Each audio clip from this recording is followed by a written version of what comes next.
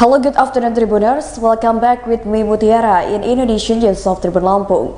We will present you an updating and interesting information from every place in Indonesia.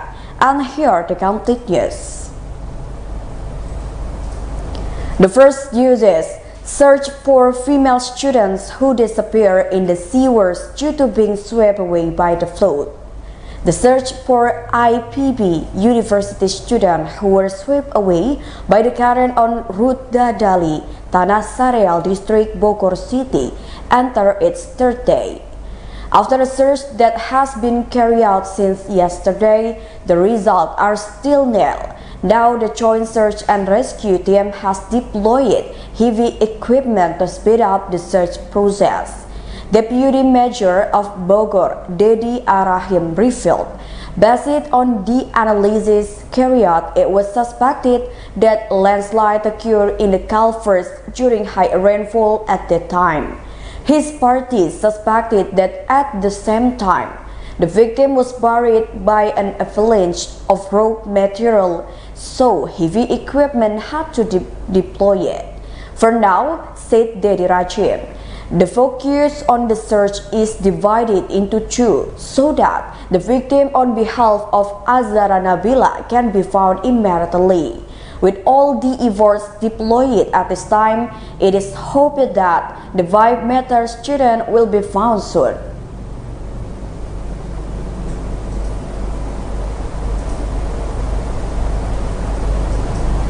The next news is President Joko Widodo holds a meeting with the Indonesian National Police. President Joko Widodo will summon the ranks of the Indonesian National Police on Friday, 14 October 2022 at the State Palace. On the sidelines of his working visit in Bandung, West Java, President Jokowi has confirmed a meeting with the Indonesian National Police. President Jokowi also emphasized that the head of the Indonesian National Police would still be General Police Listio Sigit Prabowo. In addition, President Jokowi also assists the performance of the police is still good and works hard to serve the community. It is known that the police of the Republic Indonesia continue to be under scrutiny because they have been dragged into a number of major cases and events, starting from the case of Ferdy Sambo, the 303 Consortium to the last one, and the Kanjuruhan tragedy. Jokowi convenes a meeting with Indonesian police chief executives. However, Jokowi was reluctant to reveal the agenda and location of the meeting. In addition, Jokowi also assisted that the performance of the police was still good and worked hard to serve community. With this assessment, Jokowi also emphasized that the head of the Indonesian police force was still held by General Listio Sigit Prabowo.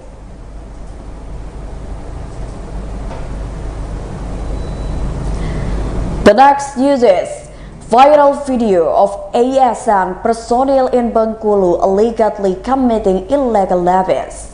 State civil apparatus in Bengkulu went viral due to a video that allegedly carried out illegal levies and biddings against visitors on Bengkulu's Long Beach spread on social media. From the video circulating, the state civil apparatus is a man wearing a yellowish brown ASN uniform.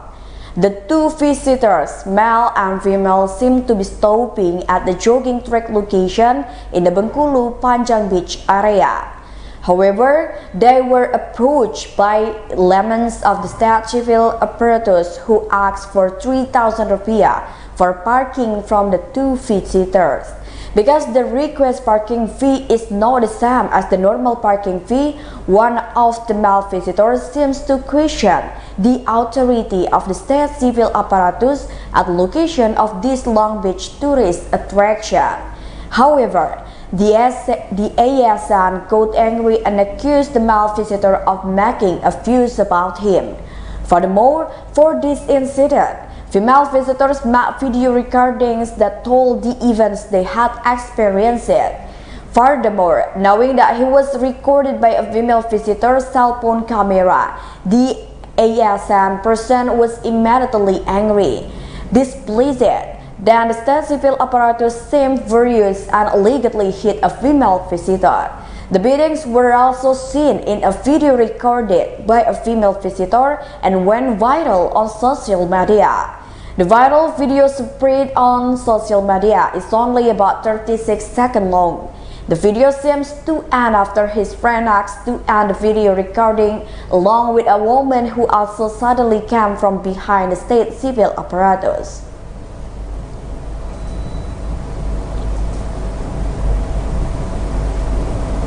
The next news is, dozens of houses in Pekanbaru were affected by floods.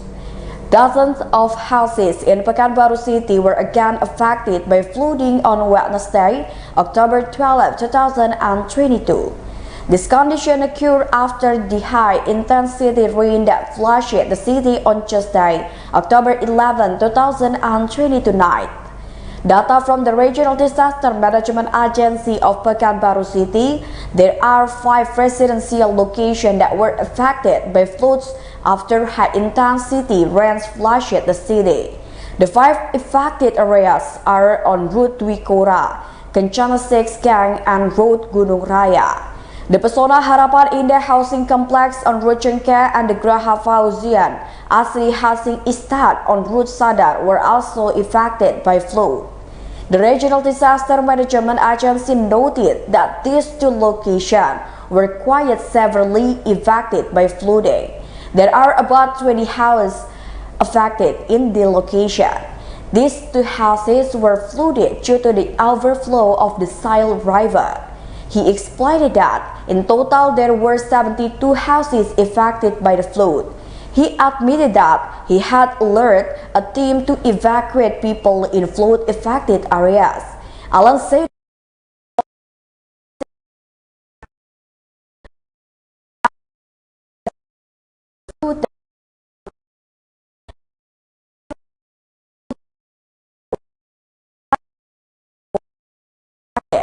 he also appealed to the public to be aware of the threat of flooding.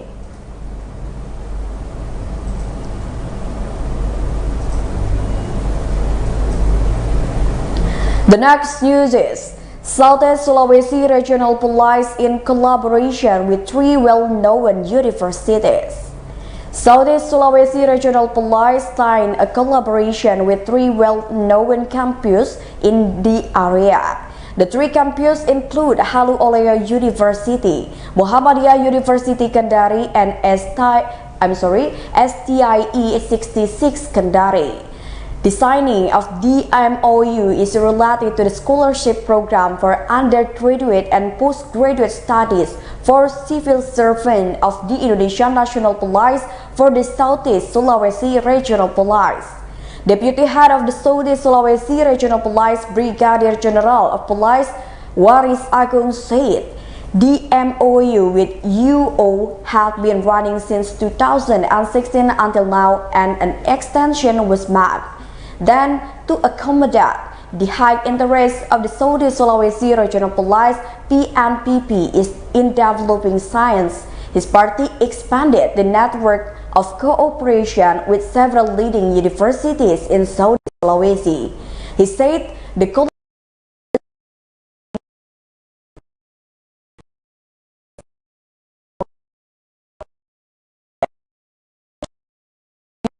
members of the Southeast Sulawesi Regional Police can follow developments in the community. According to him, with this collaboration, they can continue their which previously only high school, they can continue to bachelor degree, master degree, and another.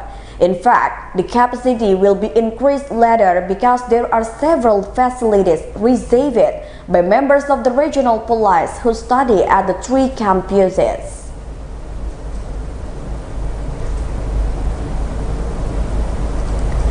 The next news is, a young man stole 50 slabs of cigarettes. The Criminal Investigation Unit of the Pinrang Resort Police arrested a 21-year-old young man with the initial MI for stealing cigarettes at a grocery store in the Tepo Village area, Patam Padua District, Pinrang Regency, South Sulawesi. No help heard, MI stole hundreds of cigarettes and then stored them in sacks. The action was caught on CCTV. He is not alone in carrying out the action. In the CCTV footage, the perpetrator came on a motorbike he rode with his partner.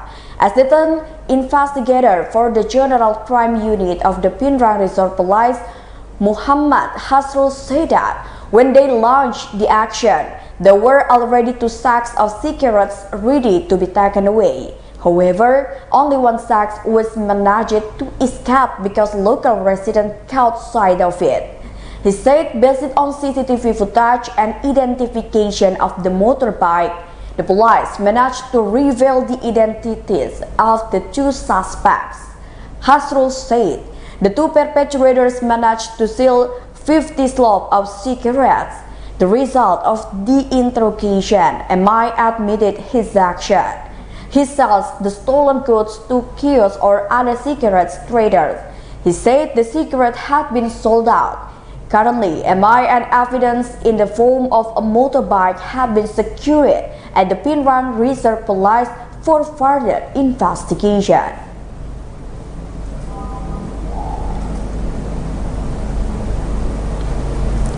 The last news is, Shell Eco Marathon comes to the Mandalika circuit.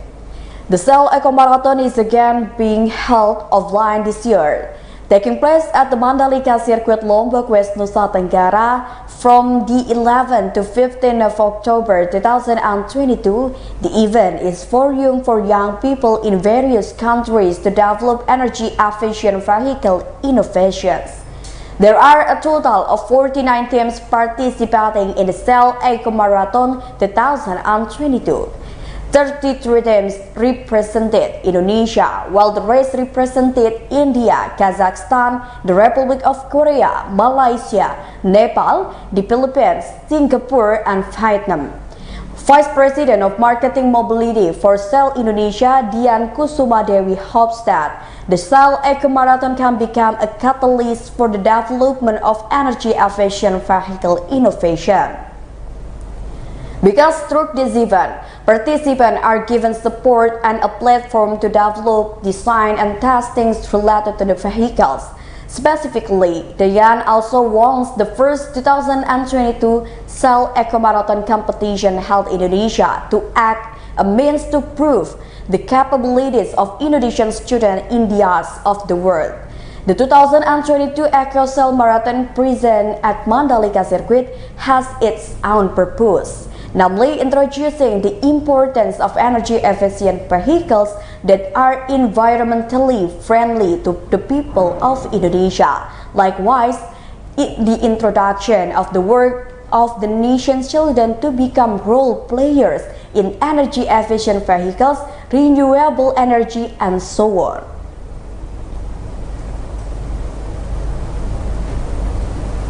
Well, I think that's all the news for today with me, Mutiara. Don't forget to follow us in YouTube Tribun Lampung News Video, Facebook Tribun Lampung, Instagram and TikTok Tribun Lampung for further information.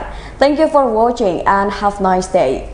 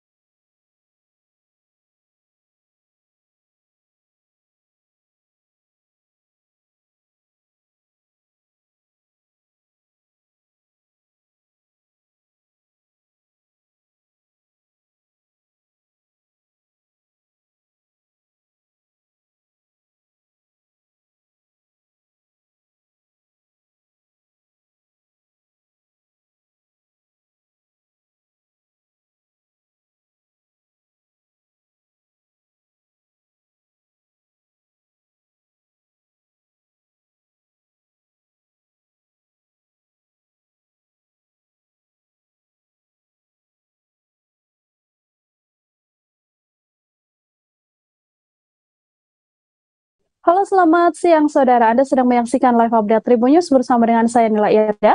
Bersamai siang hari Anda akan kami sajikan informasi teraktual dan juga menarik.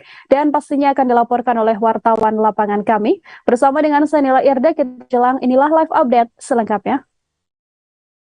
Kita awali dengan informasi pertama, Saudara. Komisi Pemilihan Umum atau KPU RI sudah mengumumkan hasil verifikasi administrasi partai politik calon peserta pemilu 2024.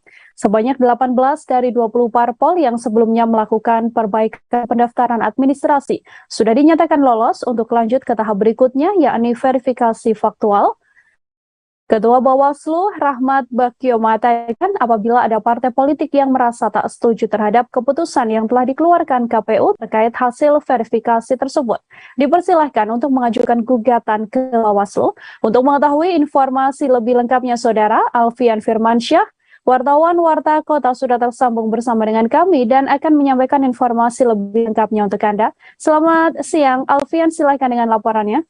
Oke, selamat siang Nila. Untuk laporannya terkait Bawaslu RI terkait verifikasi partai politik yang mengecam dan menggugat karena sebanyak 2 partai politik itu gagal lolos verifikasi administrasi.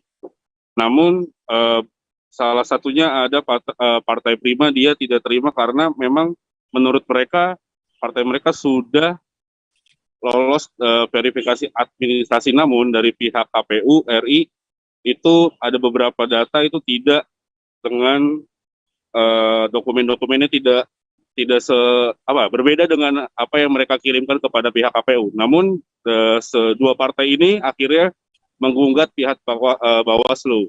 Bawaslu pun menerima gugatan tersebut, namun tetap dengan mekanisme yang sudah dibuat oleh pihak Bawaslu dengan peraturan di nomor UU nomor 7 tahun 2017 tentang pemilu. Di situ parpol yang gagal lolos verifikasi administrasi dipersilahkan bisa melihat per Bawaslu dan Persatuan KPU atau PKPU untuk proses yang bisa dilakukan atas keputusan KPU soal hasil verifikasi administrasi. Begitu Nila.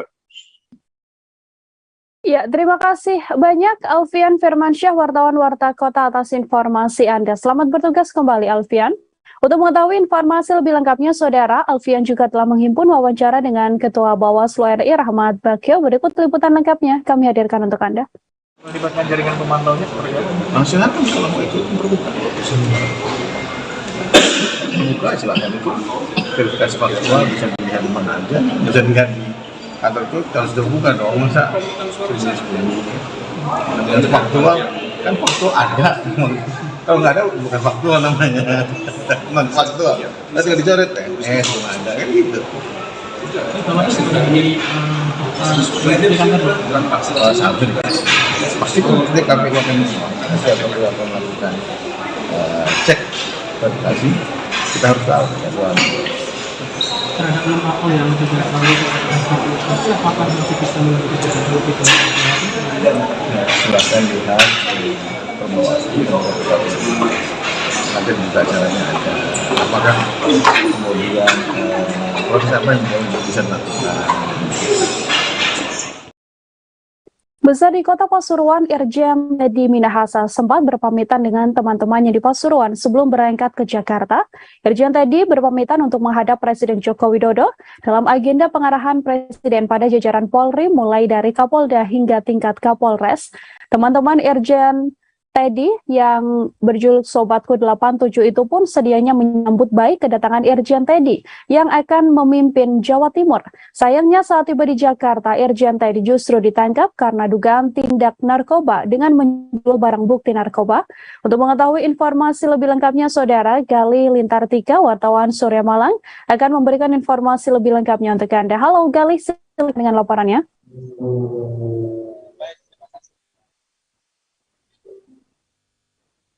Selamat siang, Galih. Silakan dengan laporan Anda. Mas.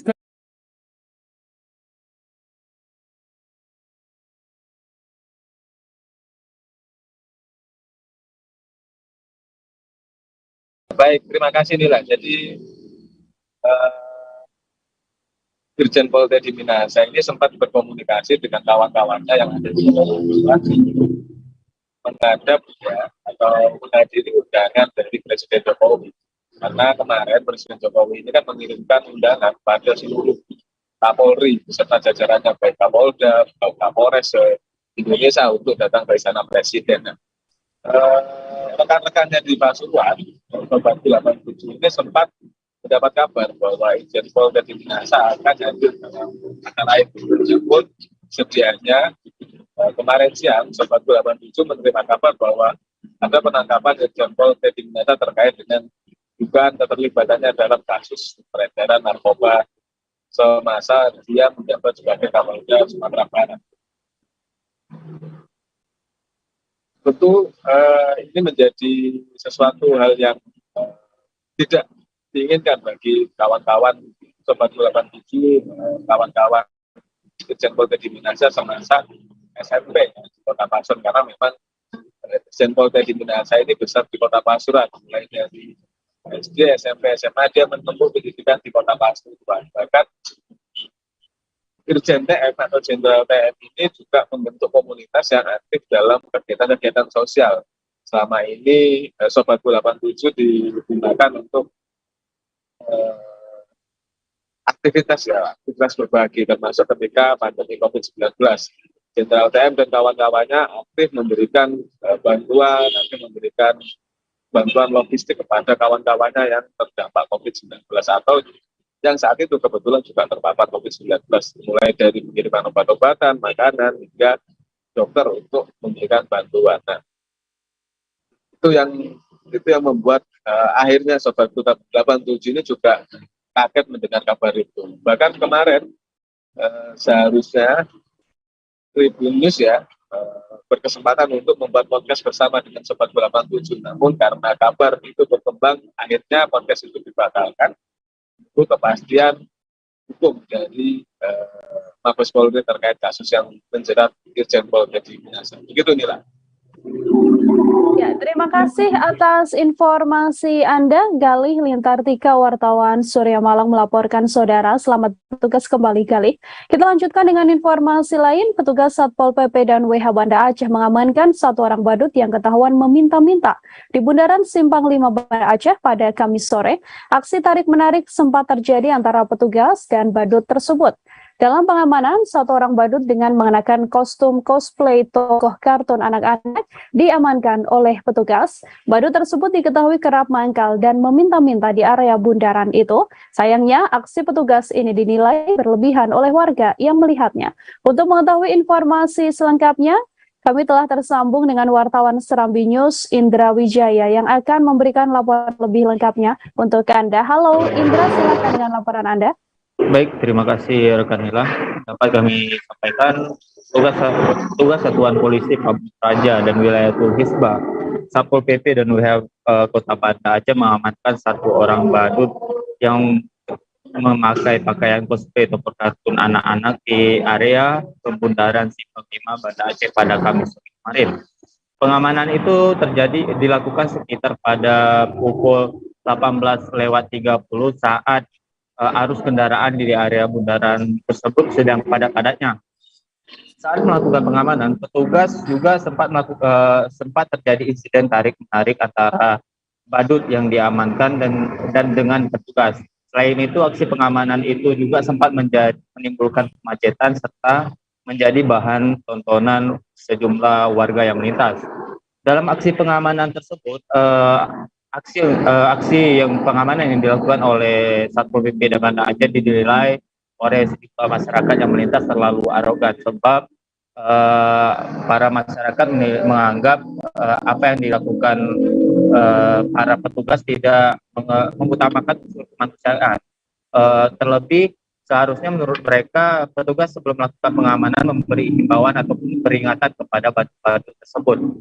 Lambat laun setelah kami mengkonfirmasi PLT ke Satpol PP WH Banda Aceh, Muhammad Rizal mengatakan bahwa badut yang diamankan tersebut sebelumnya pernah dilakukan penangkapan. Ia juga kerap meminta-minta dengan menggunakan pakaian cosplay tersebut di area Bundaran Simpang 5 dan di sejumlah tempat lainnya. Selain itu, setelah ditangkap sebelumnya, badut tersebut juga sudah menandatangani surat perjanjian dengan Satpol PP dan WH Banda Aceh untuk tidak mengulangi perbuatannya meminta-minta di area-area memang padat kendaraan maupun area-area yang mendapat menimbulkan kemacetan dan kecelakaan bagi pengendara lain. Selain itu, namun meski sudah melakukan penandatanganan surat perjanjian dengan petugas, badut yang diketahui atas nama Teraja asal dari Kota Siki umur 22 tahun itu ketahuan masih meminta-minta di area-area Bundaran Simpang 5 tersebut. Nah, selain itu menurut dari Muhammad Rizal bahwa petugas tidak melarang baik itu badut maupun unsur lainnya untuk menyampaikan ruang rekreasinya, tapi tidak di area-area yang dilarang untuk meminta-minta. Pihaknya juga menyediakan space seperti daerah taman bermain maupun taman-taman ramah anak yang memang dikhususkan untuk tempat badut-badut tersebut berkreasi. Pihaknya juga menyadari bahwa keberadaan badut-badut itu juga sangat berpengaruh untuk menghibur para anak-anak yang ada di taman-taman bermain. Namun, ia juga meminta baik itu kepada badut maupun gepeng-gepeng lainnya itu untuk tidak meminta-minta di area baik itu di bundaran Simpang 5 maupun traffic light yang ada di Banda Aceh. Saat ini sendiri badut atas nama Teraja itu sudah diamankan oleh petugas dan diletakkan di rumah singgah Dinas Sosial Banda Aceh dan dilakukan peringatan serta pembinaan kepada badut tersebut. Demikian rekan Nila. Ya, pembinaan dilakukan agar badut tersebut tidak lagi melakukan aktivitasnya di sekitaran bundaran. Terima kasih banyak Indra Wijaya, wartawan Serambi News melaporkan. Saudara, kita beralih ke informasi lainnya. Upaya pencarian dan penangkapan tersangka dugaan korupsi dana COVID-19 Petronila Letek akhirnya membuahkan hasil. Tim tangkap buronan atau tabur penyidik Kejaksaan Negeri Flores Timur pada Kamis 13 Oktober kemarin berhasil mengamankan Petronila Letek setelah tersangka dicari beberapa pekan belakangan. Kasipitsus Kejari Flores Timur melalui keterangan tertulisnya mengatakan tersangka telah dijemput penyidik Kejari Flotim dari Labuan Bajo ke Kabupaten Flores Timur. Informasi lebih lengkapnya akan disampaikan oleh wartawan kami dari Tribun Flores. Ada Paulus Kebelen yang sudah siap dengan laporannya. Paulus, silahkan dengan laporan Anda.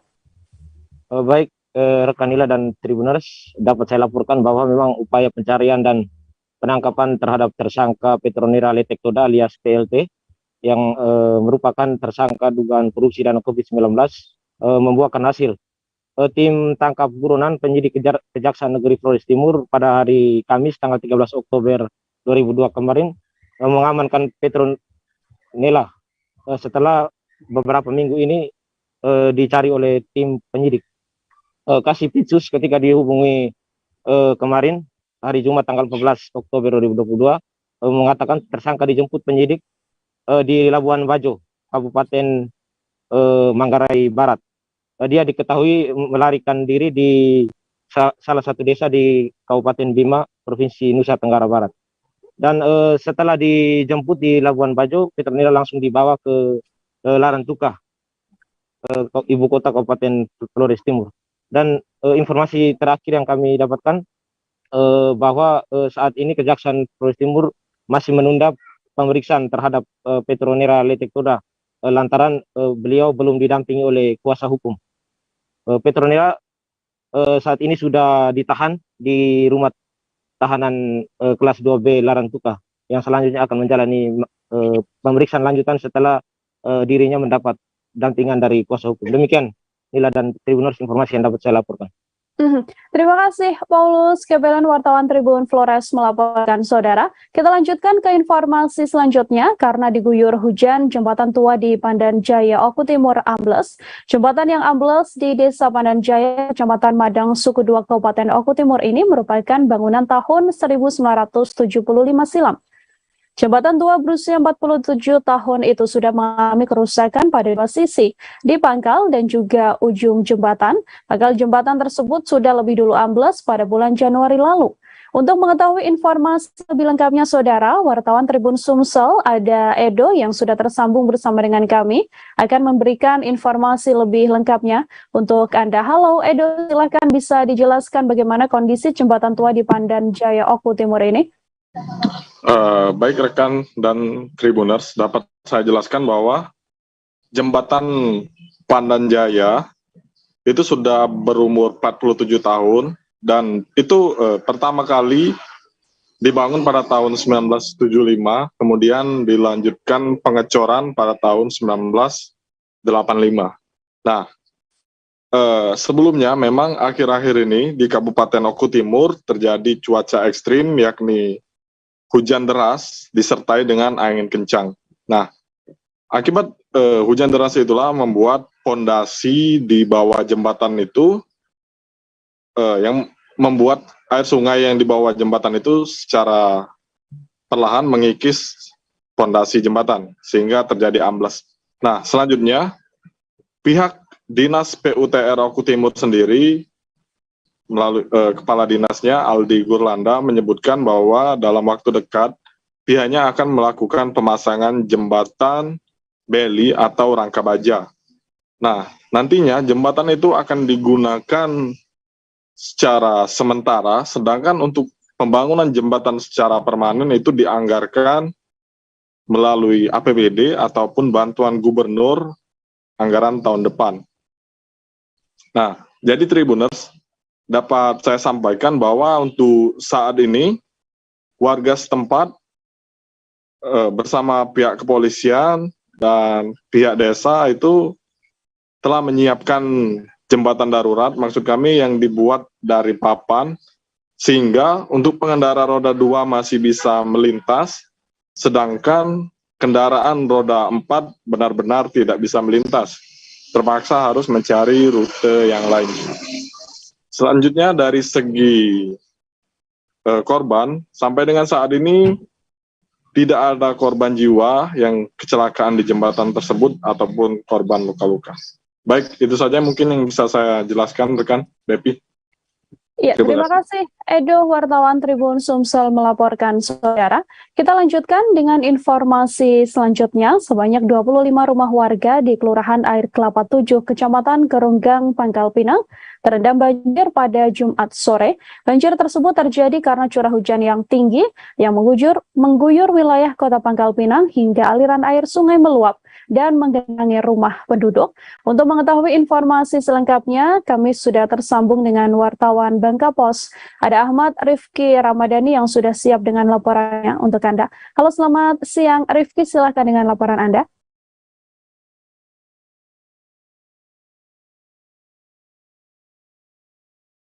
Halo, selamat siang Rifki. Baik Tribuners, dapat kami siang Nila. Ya. Baik Tribuners, dapat kami sampaikan bahwa memang pada kemarin siang, lebih tepatnya pukul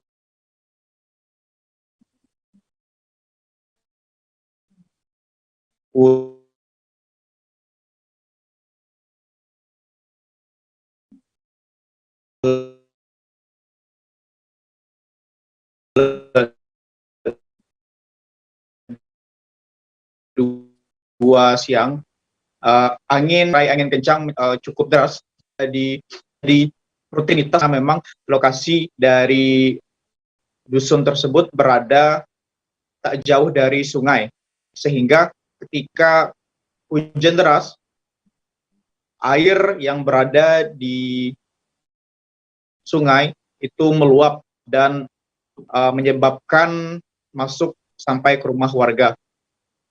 Berdasarkan informasi yang kami peroleh kemarin bahwa pada saat kejadian wanti-wanti atau sudah waspada karena untuk prediksi terkait banjir sendiri, memang mereka sudah memprediksi sebelumnya karena cukup kecil, sehingga hal tersebut selalu diantisipasi ketika hujan lebat datang. Ketinggian air yang kami lihat kemarin, kami pantau mencapai setinggi atau lutut orang dewasa atau sekitar 40 cm. Dan air surut sekitar pukul 4 atau setelah 4 jam dari sejak hujan lebat mengguyur wilayah Kota Pangkal Pinang. Dan informasi dari warga memang bahwa sungai yang terletak tak jauh dari pemukiman memang sampai saat ini sempit sekali alirannya. Hal itu disebabkan oleh banyaknya pembangunan sehingga mengurangi resapan air. Ketika musim penghujan, maka air dengan cepat meluap dan menyebabkan banjir di sekitar rumah warga. Tidak ada korban jiwa dari peristiwa ini, namun kerugian ditaksir mencapai jutaan rupiah. Sebab kondisi banjir ini selalu terjadi sejak tahun 2015 lalu dan seolah menjadi rutinitas para warga ketika musim penghujan datang. Dan saat ini sendiri di Bangka Belitung, berdasarkan prediksi BMKG bahwa cuaca di Bangka Belitung belum memasuki musim hujan, hanya saja saat ini memasuki musim pancaroba, di mana siklus cuaca saat musim pancaroba sendiri ini cenderung bisa berubah-ubah, di mana bisa paginya itu cerah, namun saat sore hari bisa hujan lebat, dan hal itu pula yang menyebabkan beberapa hari ini cuaca di Kota Pangkal Pinang hujan lebat, sehingga disertai juga cuaca ekstrim dan mengakibatkan beberapa ruas titik wilayah yang ada di Kota Pangkal Pinang sendiri banjir. Masyarakat berharap kepada pemerintah agar dapat merelokasi atau menggali sungai yang ada di sekitar pemukiman warga, karena agar resapan air atau agar penampungan air lebih bisa menampung ketika memang debit air saat musim hujan sangat banyak, sehingga tidak terjadi lagi kondisi banjir yang selalu dirasakan warga. Demikian rekan Nila. Ya, terima kasih banyak Ahmad Rifki Ramadhani, wartawan Bangka Pos melaporkan, saudara. Kita beralih ke informasi lainnya. Satu korban longsor bernama Taku berusia 60 tahun di Dusun Kompasa Desa Loka, Kecamatan Rumbia, Kabupaten Jeneponto akhirnya ditemukan. Taku ditemukan sekitar pukul 17 waktu setempat oleh tim SAR gabungan dalam kondisi meninggal dunia. Menurut keterangan warga setempat, Taku sedang membersihkan rumput yang berada di ruas jalan depan rumahnya saat kejadian. Namun secara tiba-tiba tanah yang berada di hadapannya longsor serta menimpa 3 orang sekaligus. Informasi lebih lengkapnya sudah ada Muh Agung Pratama, wartawan Tribun Timur yang sudah siap dengan update informasi terkininya. Untuk Anda Agung, silakan dengan laporannya. Terima kasih rekan Nila. Baik, pada kemarin siang, lebih tepatnya pada pukul 13.00 telah terjadi musibah longsor di Dusun Kompasa, Desa Loka, Kecamatan Rumbia, Kabupaten Jeneponto, yang mengakibatkan 3 orang tertimbun hingga sampai terhempas ke sungai, karena lokasi tersebut, longsor tersebut berdekatan dengan bantaran sungai, sehingga ketika orang tersebut langsung terhempas ke sungai dan terbawa arus. Nah, salah satu dari korban tersebut adalah warga dusun setempat, kemudian yang satunya lagi warga desa Ujung Bulu, Kecamatan Rumbia, dan yang satunya adalah seorang sales yang sedang melintas adalah warga Kabupaten Bulukumba. Nah, kemudian pada pukul 17.00 sore kemarin, satu korban berhasil ditemukan, yakni Taku, yang jaraknya kurang lebih 300 meter dari titik lokasi pertama longsor. Nah, kemudian pada pukul 7 pagi tadi, satu orang lagi berhasil ditemukan di wilayah Kabupaten Goa yang jaraknya kurang lebih 4 km dari titik longsor terjadi. Nah, warga yang ditemukan tersebut adalah warga Kabupaten Bulukumba, yakni Wahyu adalah seorang Sales yang hendak melintas pada saat longsor terjadi. Nah, untuk sementara ini pihak Basarnas atau tim SAR gabungan dari beberapa wilayah baik dari Kabupaten Bantaeng, Provinsi Sulsel, dan Kota Makassar masih berupaya menyisir sungai yang ada di desa Loka ini. Nah, kemudian dari Kepala Bidang Badan Penanggulangan Bencana Daerah BPBD Kabupaten Ponto menghimbau kepada seluruh masyarakat baik yang tinggal di pegunungan, di sungai atau di pesisir pantai untuk mengantisipasi terjadinya cuaca buruk seperti yang telah dikeluarkan BMKG beberapa waktu lalu. Demikian, Ila. Ya, terima kasih banyak Agung Pratama, wartawan Tribun Timur melaporkan. Selamat bertugas kembali. Untuk mengetahui informasi lebih lengkapnya, Saudara, Agung telah menghimpun wawancara dengan Kabid BPBD Jeneponto Syam Jaya. Berikut liputan lengkapnya kami hadirkan untuk Anda. Kejadian tanah longsor ini. Jadi terima kasih atas pertanyaannya. Bahwa kejadian ini akibat dari curah hujan yang tinggi. Curah hujan yang tinggi mengakibatkan adanya tanah longsor. Nah, dari kejadian ini mendapat informasi dari berbagai sumber dari warga masyarakat setempat bahwa ketiga korban ini ada sementara melintas dan pas terjadi tanah longsor sehingga tiga orang atas nama Katku, Sangkala dan Wahyu yang Sales katanya Sales dari Indomarko. Kita belum tahu pasti karena kita belum punya identitas apakah dia dari Sales Bantaeng ataukah dari Sales Indomarko Kabupaten Bulukumba. Untuk kejadian sendiri itu kapan? Kejadiannya hari ini diperkirakan sekitar jam 13.00. Itu akibat karena curah hujan yang tinggi. Kabarnya ini sudah ada satu dari korban yang dicari ini sudah sempat ditemukan. Iya, sudah ada atas nama Kaku, itu sudah ditemukan sekitar jam-jam 4. Itu sudah atau jam 4 lebih sudah ditemukan satu orang, namun dua orang ini masih dilakukan proses pencarian. Tetapi karena mengingat kondisi pada saat ini sudah jam 18.00 sehingga pencarian dihentikan, dan insya Allah besok tim Search and Rescue atau tim SAR gabungan dari Kabupaten Bantaeng dan Makassar itu akan bekerja sama dengan BPBD Kabupaten Jeneponto untuk melakukan penyisiran di sekitar bantaran sungai untuk mencari dua korban berikutnya. Dan mudah-mudahan insya Allah kita bisa temukan besok.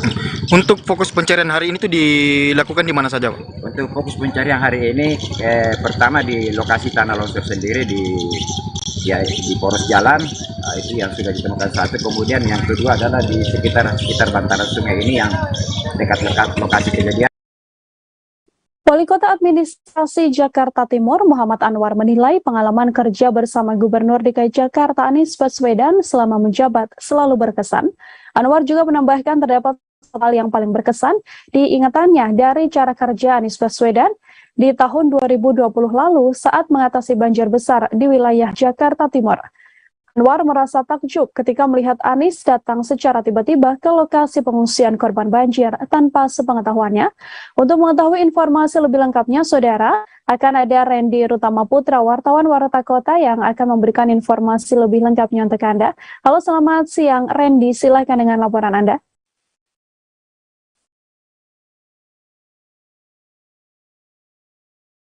Halo, selamat siang Randy. Ya, baik. Terima kasih rekan Nila.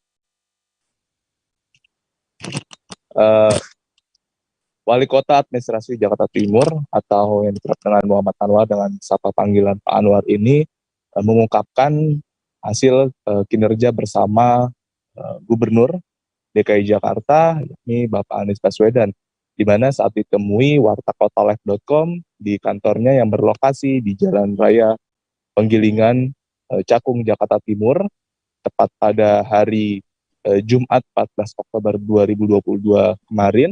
Anwar menjelaskan bahwa sosok Anies atau Gubernur DKI Jakarta ini selama bekerja masa periode aktif merupakan sosok orang yang memiliki sifat tegas, yang dimana hal itu disampaikan Anwar ketika dirinya bersama Anies kerap kali mengikuti agenda secara bersamaan. Dan selain itu, Anwar juga menjelaskan bahwa Anies ini merupakan sesosok orang yang dapat mengerti dan memahami anak buahnya. Yang dimana Anwar itu mengungkapkan telah melihat secara langsung dan merasakan dirinya sebagai anak buahnya dari Anies, merasa hal itu benar adanya. Anwar juga menjelaskan bahwa dirinya merasa dirangkul dan diperhatikan oleh Anies sebab kerap kali dirinya merasa dipercaya dan itu menjadi suatu kebanggaan bagi dirinya selama menjabat sebagai Gubernur DKI Jakarta. Dan Anwar juga berharap dengan masa jabatan periode Gubernur DKI Jakarta yakni Bapak Anies Baswedan yang akan segera habis, Anwar juga berharap ke depannya Anies dapat menjadi pribadi yang lebih baik lagi dan keluarga diberikan kesehatan serta Jakarta menjadi kota yang lebih maju ke depannya, dan Anies juga diharapkan Anwar dapat memilih pilihan yang tepat untuk langkah ke depannya. Begitu rekan Nila yang bisa saya sampaikan. Terima kasih banyak Randy Rutama Putra, wartawan Warta Kota melaporkan saudara. Untuk mengetahui informasi lebih lengkapnya, ada wawancara Wali Kota Administrasi Jakarta Timur Muhammad Anwar yang sudah terhimpun. Berikut liputannya untuk Anda. Dan yang terakhir Pak Anwar, harapan buat Pak Anies ke depan gimana Pak? Dari Bapak sendiri. Kita berdoa semoga beliau selalu sehat, diberi kekuatan, serta keluarga dalam lindungan Allah Subhanahu wa Ta'ala. Karena beliau banyak berpesan kepada kita, Pak Wali, kita dibully tidak akan jatuh, dipuji tidak akan terbang. Lakukan yang terbaik, intinya gagasan, narasi, karya nyata di lapangan. Punya gagasan, punya ide, tuangkan dalam narasi. Ketika narasi kita tuangkan, eksekusi di karya tadi yang disampaikan, baik itu menggunakan APBD ataupun menggunakan CSR, sehingga masyarakat akan menilai siapa sebenarnya pemimpin ini sosoknya. Oke. Terima kasih Pak Anwar. Badan Pengawas Pemilu atau Bawaslu Kabupaten Barito Kuala, saudara, melaksanakan tes tertulis pendaftaran Panwasjam mulai dari Jumat kemarin. Kegiatan berlangsung di dua tempat, yakni di Aula BKD Barito Kuala, kemudian di Lab Komputer SMK Negeri 1 Marabahan.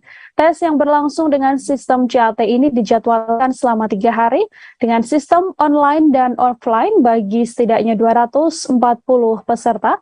Informasi lebih lengkapnya ada Muhammad Tabri, wartawan Banjarmasin Pos, yang akan memberikan informasinya untuk Anda. Halo, selamat siang. Tabri, bisa diinformasikan bagaimana suasana tes seleksi Panwasjam oleh Bawaslu ini? Silakan dengan laporannya. Ya, baiklah Nila dan juga Tribuners, dapat dilaporkan dari Kabupaten Barito Kuala bahwasanya setelah tahapan pendaftaran dibuka dan melalui perpanjangan juga, akhirnya Bawaslu Batola melangsungkan tes administrasi. Kemudian dari 250 peserta yang mendaftar, ada 240 orang yang kini mengikuti tes tertulis dengan sistem CAT. Untuk kegiatan ini sendiri berlangsung di dua tempat, yaitu di Aula BKD Barito Kuala dan juga di SMKN 1 Marabahan. Untuk tes ini sendiri berlangsung selama 3 hari, dari Jumat kemarin, hari ini Sabtu, dan juga Minggu besok. Di 2 hari pertama itu tes dilakukan dengan cara online atau terpusat di 2 tempat tadi. Kemudian untuk hari ketiga, besok Minggu, akan dilangsungkan secara offline di Kecamatan Kuripan, yang mana Kecamatan Kuripan ini sendiri terbilang cukup jauh dari pusat kota, berkisar sekitar 60 hingga 70 km. Alasan ini menjadi salah satu pertimbangan Bawaslu Batola untuk melakukan jemput bola untuk tes peserta yang ada di Kecamatan Kuripan dengan mendatangi langsung ke kawasan tersebut. Selain jarak yang jauh, akses transportasi ke sana juga terbilang masih cukup sulit. Memang ada jalur darat yang bisa ditempuh, namun saat ini kondisi di Barito Kuala sendiri sering diguyur hujan, sehingga ini bisa menimbulkan kesulitan bagi peserta yang ada di sana. Sedangkan akses lainnya melalui air itu akan memakan biaya yang cukup tinggi, sehingga alternatif jemput bola ini dilakukan oleh Bawaslu Batola dengan menggandeng langsung dari Bawaslu Provinsi Kalsel. Sedikit diinformasikan juga, kemarin setelah kita ketahui, setelah sesi pertama berlangsung, itu secara keseluruhan tes dengan sistem CAT ini berjalan dengan lancar. Namun sempat ada kendala di awal mengenai jaringan yang kurang maksimal, namun bisa teratasi sebelum tes sesungguhnya berlangsung, karena di awal dilakukan simulasi dulu sebentar. Dari tanggapan para peserta sendiri untuk tes CAT ini terbilang cukup sulit dengan durasi waktu yang 90 menit. Sebagian mereka yang memang kompeten dalam bidangnya dan juga melek dengan teknologi mungkin tidak begitu bermasalah. Kemudian untuk sesi tes ini sendiri dari 3 hari yang berlangsung itu ada beberapa sesi, baik itu di Aula BKD maupun di SMKN 1 Marabahan. Ya, demikian mungkin yang dapat saya laporkan, Nila.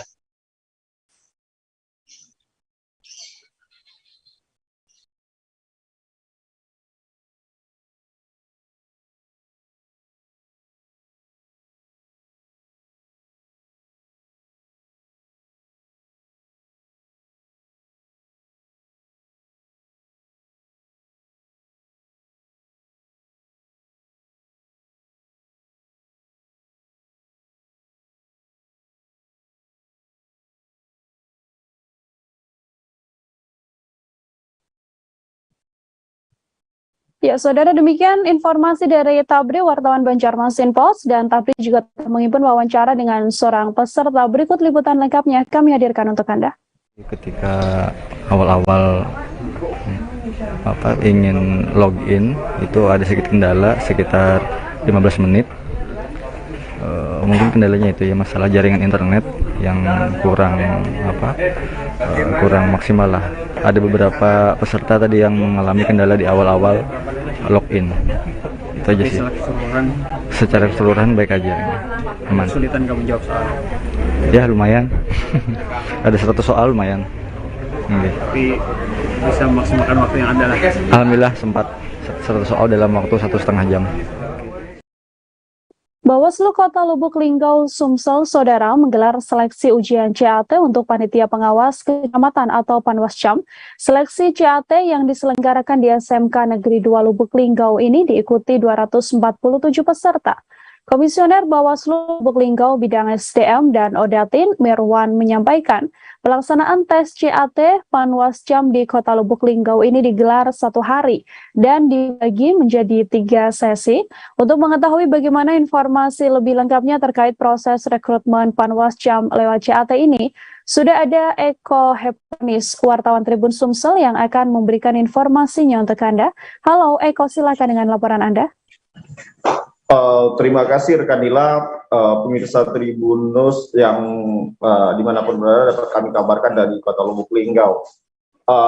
Kemarin telah berlangsung proses pelaksanaan ujian CAT Panwascam yang diikuti oleh 247 peserta dari 8 kecamatan yang ada di Kota Lubuk Linggau. Nah, proses tahapan ujian CAT ini sendiri dilaksanakan di SMKN 2 Lubuk Linggau dengan sistem cara CAT ataupun menggunakan komputer berbasis komputer.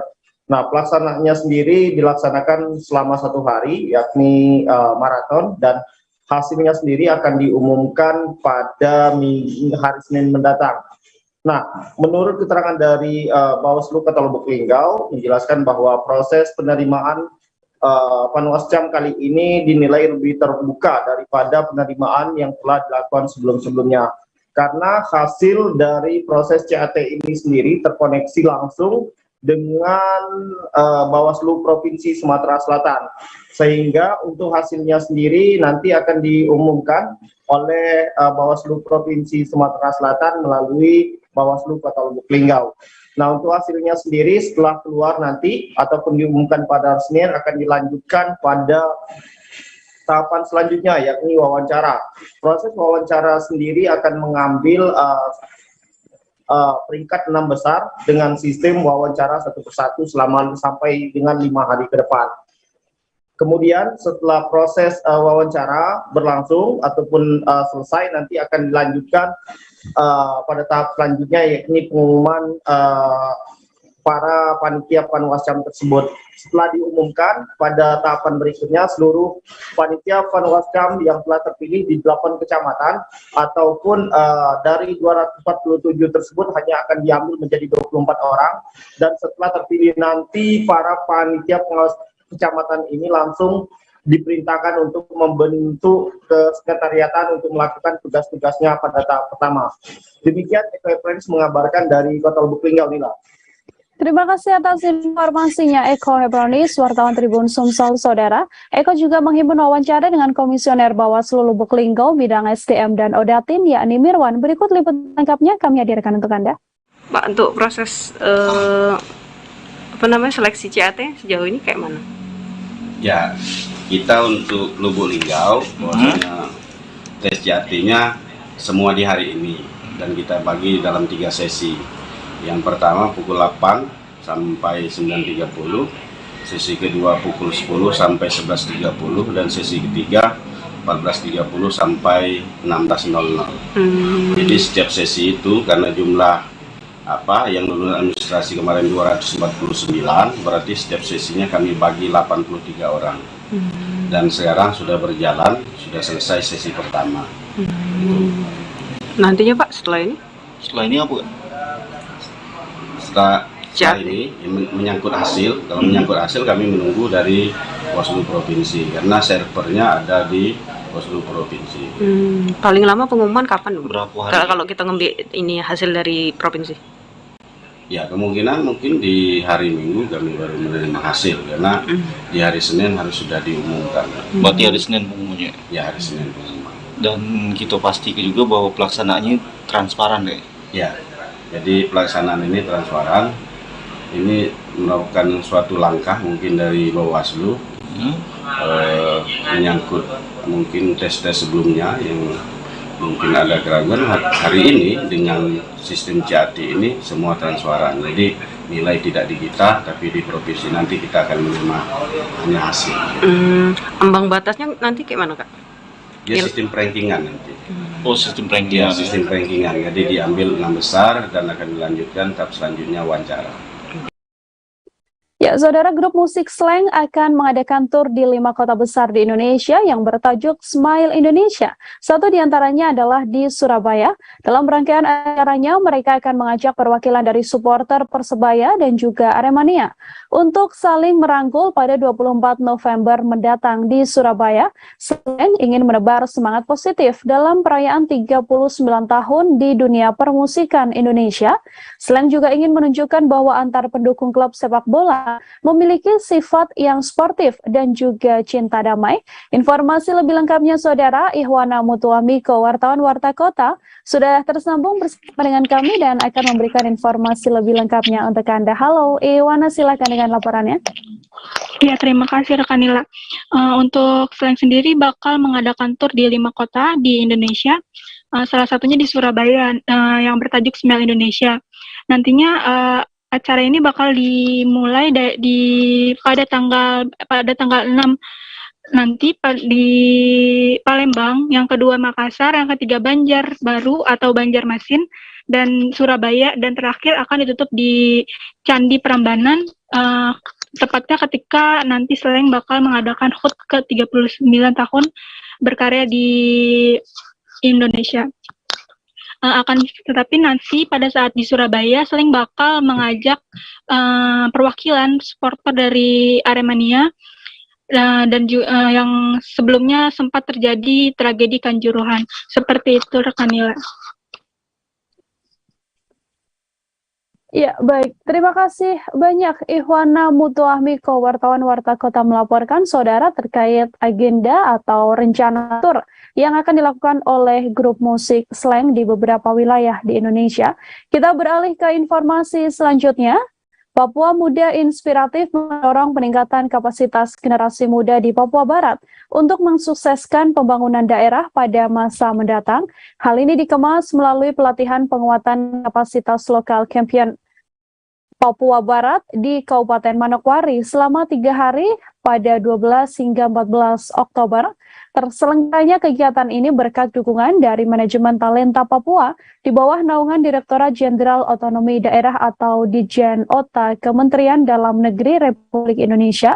Informasi lebih lengkapnya sudah ada Marvin Raubaba, wartawan Tribun Papua Barat yang sudah siap dengan informasi lebih lengkapnya untuk Anda. Marvin, silakan dengan laporan Anda.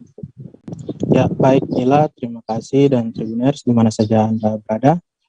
Dapat saya laporkan langsung dari Manokwari, Papua Barat bahwa pada Kamis 13 Oktober kemarin, Papua Muda Inspiratif menggelar atau mendorong peningkatan kapasitas generasi muda yang mengususkan pembangunan daerah pada masa mendatang.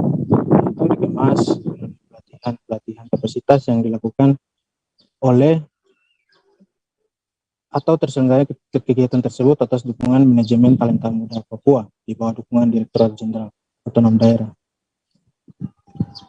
Billy Mambrasar selaku Direktur Utama Papua Muda Inspiratif menyebut talenta-talenta muda Papua akan menjadi mitra pembangunan pemerintah daerah di berbagai sektor, antara lain sektor pertanian, peternakan, pendidikan, bahkan sampai ke ekonomi kreatif, UMKM, dan lain-lain. Terselenggaranya kegiatan tersebut berlangsung di Hotel Aston New selama 3 hari berturut-turut, yang diikuti oleh 100 peserta dari berbagai perwakilan PMI yang ada di Papua Barat. 100 peserta itu meliputi kabupaten kota, 10 kabupaten kota dari Kabupaten Manokwari, Manokwari Selatan, Kabupaten Tambrau, Pegunungan Arfak, Bintuni, Teluk Undama, Fakfak, Sorong, dan Sorong Selatan. Demikian nilai yang dapat saya sampaikan. Ya, wartawan Marvin Raubaba dari Tribun Papua Barat melaporkan, saudara.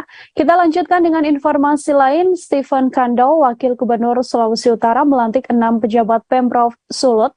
4 di antara pejabat tinggi pertama atau eselon 2 dan juga 3 pejabat administrator atau eselon 3. Pelantikan sekaligus pengambilan janji ini diadakan di ruang Jerantung, lantai 2 kantor. Lebih lengkapnya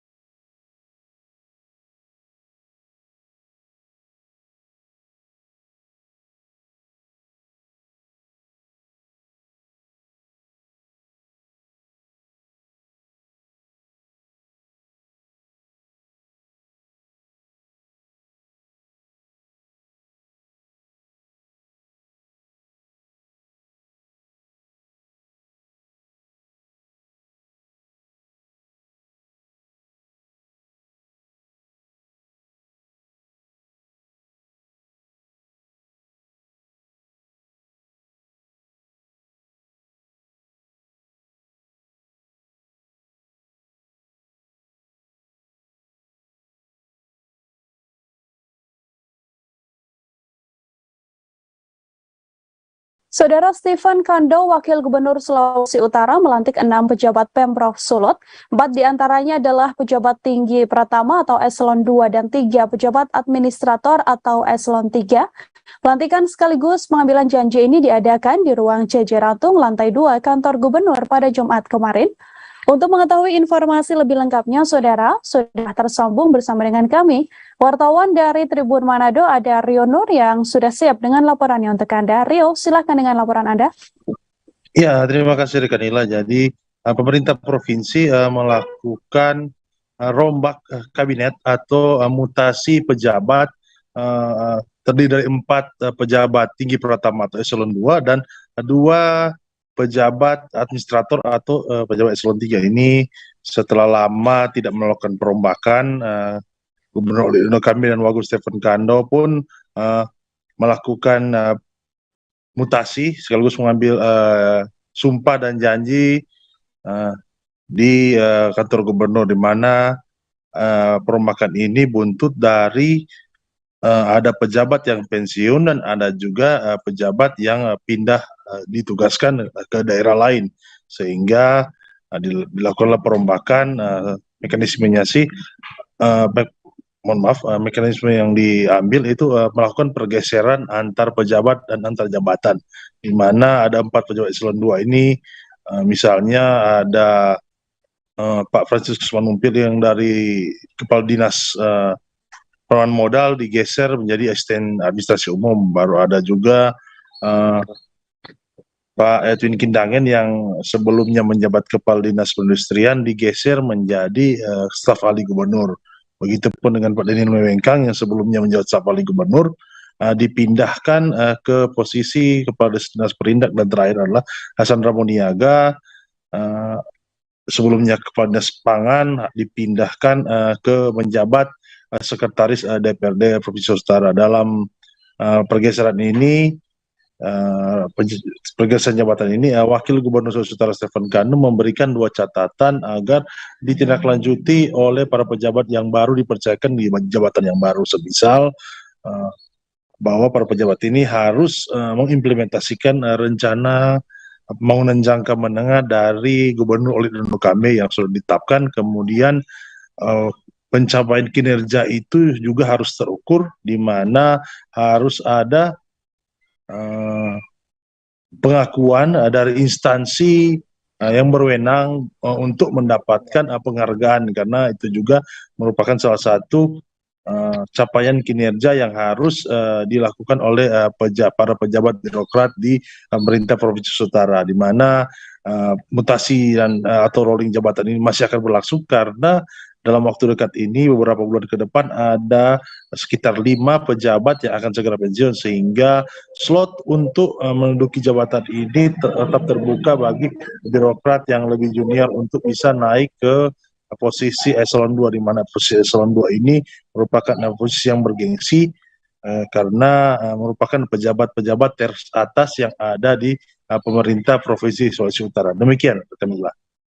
Ya, terima kasih banyak Rio Nur, wartawan Tribun Manado melaporkan. Selamat bertugas kembali. Kita ke informasi selanjutnya. Presiden Joko Widodo hari ini pulang ke Solo, Jawa Tengah, dan sejumlah pengamanan gabungan juga telah disiagakan, termasuk di sekitar kediamannya di Kelurahan Sumber, Kecamatan Banjarsari. Dari pantauan wartawan kami, sejumlah personil polisi militer berjaga di pintu masuk sisi timur Jalan Kutai Utara. Selain itu, sejumlah personil gabungan TNI Polri dan pasukan pengamanan Presiden atau Pas Pampres juga bersiaga di sekitar area kediaman Presiden. Untuk mengetahui informasi lebih lengkapnya, Saudara, kami sudah tersambung dengan wartawan Tribun Solo. Ada Adi Surya Samudra yang sudah siap dengan informasinya untuk Anda. Halo, selamat siang Adi, silakan dengan laporannya. Ya, selamat siang rekan Nila. Selamat siang juga untuk sekarang saya Adi Surya Samudra dari Tribun Solo akan melaporkan terkait kepulangan Presiden Jokowi ke Solo. Dan seperti yang diberitakan di Tribun sendiri bahwa memang Presiden Jokowi memang pulang ke Solo pada hari ini. Dan tadi siang juga Presiden Jokowi juga sempat makan siang bersama keluarga. Dan dari pantauan Tribun Solo di lapangan bersama Jokowi ada Gibran Raka Buming Raka, kemudian juga ada Selvi Ananda. Selalu juga ada cucu Presiden Jokowi juga dan Sri Narendra. Selain makan siang, Tribuners, Presiden Jokowi juga sempat meninjau sebentar proyek pembangunan Masjid Hadiah dari Raja Uni Emirat Arab. Meskipun tidak turun, Presiden Jokowi hanya melintas dengan laju pelan dan sempat menyapa sejumlah pekerja yang ada di proyek masjid tersebut. Demikian bisa saya sampaikan kembali ke rekan Nila.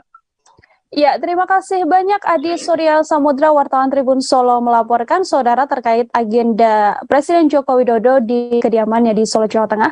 Wartawan kami juga telah menghimpun wawancara dengan Wakil Wali Kota Solo Teguh Prakoso. Berikut liputan lengkapnya kami hadirkan untuk Anda. Sana, saya kan dari Prokopimda itu kemarin kan pengamanan VIP mulai sore kemarin. Oh. Benar sampai hari Minggu. Oh, sampai hari Minggu ke sini. Di Jogja katanya. Ya gitu. Itu aja informasi dari Prokopimda. Dari Pak Ahmad dan Depok. Oh, oke. Ini urusannya rumah sakit keluargane Pak Wali. Bocor aja Pak, yang kabarnya yang ke Stadion Manan itu udah ada obrolan belum Pak, izin Stadion Manan yang digunakan buat acara pernikahan itu udah ada obrolan dengan Pemkot belum Pak? Stadion Manan. Tinggu? Pernikahan Kaisang. Udah ada tembusan ke Pemkot belum? Nah, itu kan hanya foto prewedding. Itu prewedding. Kowe prewedding ning kono tak izinkan. Gitu loh. Saya urung isi jomblo-jomblo apa lagi? Tak izinkan di prewedding di sana. Nah, iya. Kalau buat acara pernikahan gitu boleh nggak Pak? Stadion Manan itu? Ya tak koordinasi, nah aku ora ngerti. Terkait kita pelayanan kesehatan di Solo ini Pak. Apa? Terkait rumah sakit nih Pak, pelayanan kesehatan di Solo ini Pak. Gimana Pak? Ya, tadi sudah sampaikan. Artinya intinya Pak Wali sudah menyampaikan bahwa rumah sakit ini dengan perkembangan teknologi yang pesatnya, kalau rumah sakit tidak mengikuti, maka mereka jadi nggak pasiennya. Artinya apa? Kalau mereka tidak mengikuti itu, yang menangkap itu rumah sakit yang lain yang siap. Itu loh. Maka ini kan gila ini 14 lantai. Bayangkan, berarti kan bersaing dengan apalagi tipe B ini kan tidak banyak di Solo. Rata-rata kan C semua. Yang A 1 muat. B-nya baru ada 2 atau 3. Dan-nya C semua. Pak Teguh, kaitannya yang beberapa hari yang lalu sebelum peresmian sempat Zelvisya Sayotri, seorang pelajar dari SMA Negeri 1 Nunukan, meraih juara 1 lomba bercerita tingkat SMA dalam rangka hari ulang tahun ke-23 Kabupaten Nunukan. Dalam lomba bercerita itu, pelajar yang akrab disapa Ica ini mengambil cerita rakyat dari Sungai Sebuku tentang asal mula Dusun Sebuku. Dulu dalam suku Tidung disebut Ombak, anak dari pasangan Syamsur dan Sri Wahyuni ini membeberkan pesan yang ingin disampaikan dari cerita asal mula Dulun Sebuku, yakni jangan pernah ingkar janji.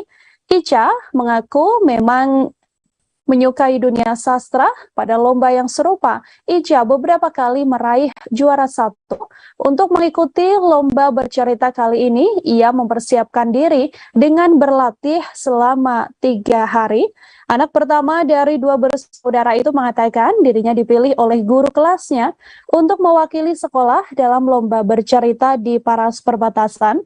Meskipun Ica kadang masih mengalami kendala untuk mengekspresikan wajah dan gerak-gerik tubuh sesuai cerita rakyat yang ia bawakan, alhasil Ica meraih juara 1 setelah bisa bersaing dengan 9 pelajar dari sekolah lainnya.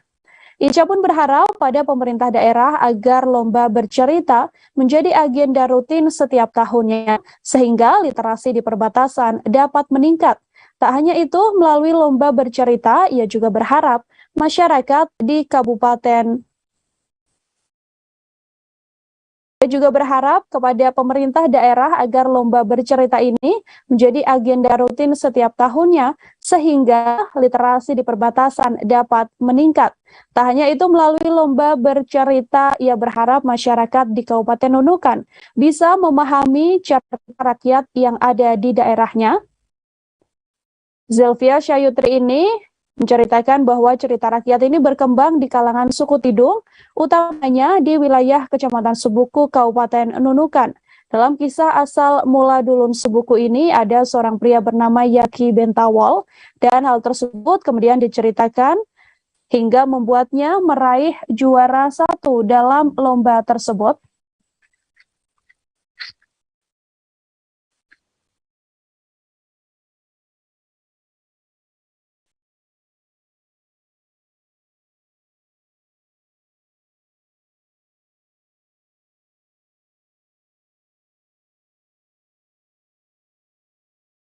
Saudara Ketua Tim Gabungan Independen Pencari Fakta atau TGIPF Mahfud MD mengungkapkan hasil kerja TGIPF dalam tragedi Kanjuruhan.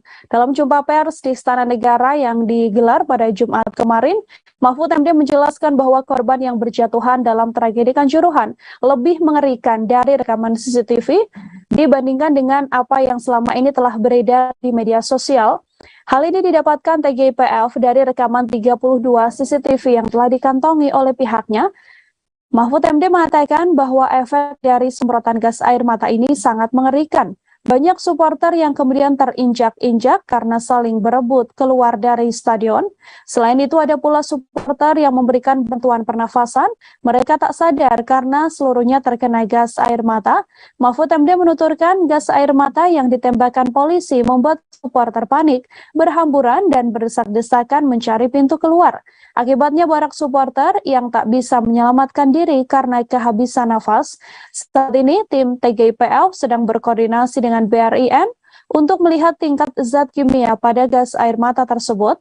Meski demikian, ia memastikan apapun hasil pemeriksaan BRIN itu tak mengubah kesimpulan TGIPF bahwa penyebab kematian dalam tragedi Kanjuruhan adalah gas air mata. Kami telah menghimpun wawancara atau konferensi pers yang dilakukan oleh Menko Polhukam Mahfud MD. Berikut liputan lengkapnya kami hadirkan untuk Anda.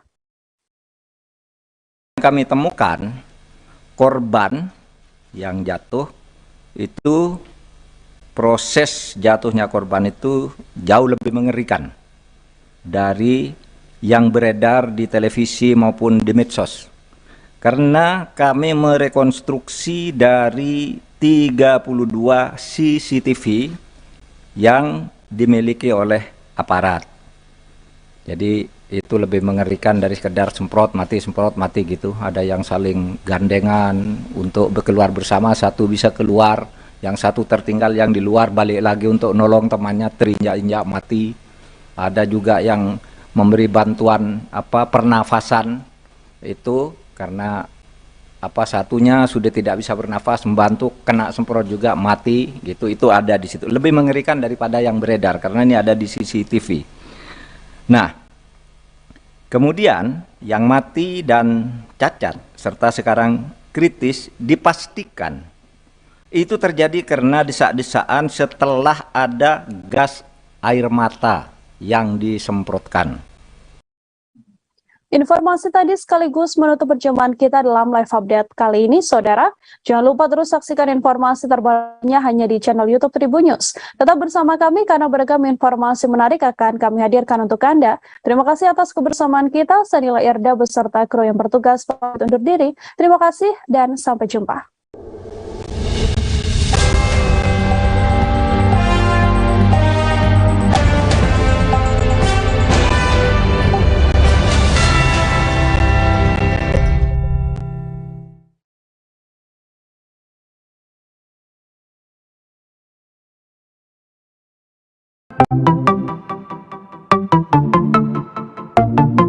Halo Tribuners, waktu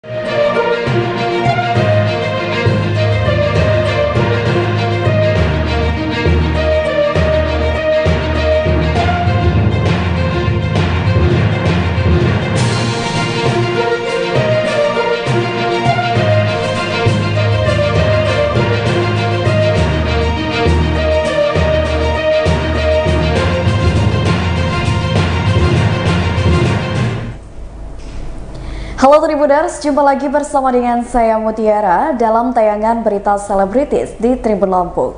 Kami akan menyajikan informasi menarik dan terupdate seputar selebritis tanah air untuk Anda. Dan inilah berita selebritis selengkapnya. Berita pertama datang dari aktor Rizky Bilar yang mengaku khilaf dan menyesal atas perbuatannya kepada Lesti Kejora. Lesti Kejora beberapa waktu memang sempat menggegerkan publik usai melaporkan ke polisi terkait kasus KDRT. Sang biduan rupanya melaporkan suaminya sendiri yakni Rizky Bilar yang telah melakukan penganiayaan terhadapnya. Namun usai diperiksa dan kasus berjalan dalam tahap penyelidikan, Lesti Kejora malah mencabut laporannya dan mengambil jalan damai. Alhasil, Rizky Bilar pun kini bisa menghirup udara bebas dan tidak ditahan. Padahal baru-baru ini Rizky Bilar sudah ditetapkan sebagai tersangka atas kasus KDRT. Rizky Bilar sendiri akhirnya keluar dari Polres Metro Jakarta Selatan mengenakan baju putih sekitar pukul 22:50 waktu Indonesia Barat. Setelah bebas, Rizky Bilar menegaskan bahwa dirinya sangat mencintai sang istri Lesti Kejora. Rizky Bilar mengaku bahwa dirinya salah dan khilaf atas perbuatan yang ia lakukan terhadap istrinya. Selain meminta maaf ke Lesti, Rizky Bilar juga meminta maaf kepada keluarga Lesti Kejora atas kesalahannya. Berikut wawancara dengan pihak Rizky Bilar. Materi yang dipenuhi untuk mencapai restoratif justice dan keadilan bagi mereka berdua. Itu karena di sini sebenarnya keadilan yang perlu dilaksanakan itu adalah terhadap Rizky Bilar dan juga terhadap Lestiani. Dan mereka sudah merasa mendapatkan keadilan dengan berdamai dan sudah merasa hubungan mereka akan menjadi lebih baik lagi dari permasalahan ini ke depan. Ada yang diucapkan Bang Bi? Lar, ada yang mau dikatakan, Lar? Ya. Bentar ya. Ya, baik. Yang pertama kali yang saya sampaikan kepada Bapak bahwa saya ingin selalu melindungi keluarga saya.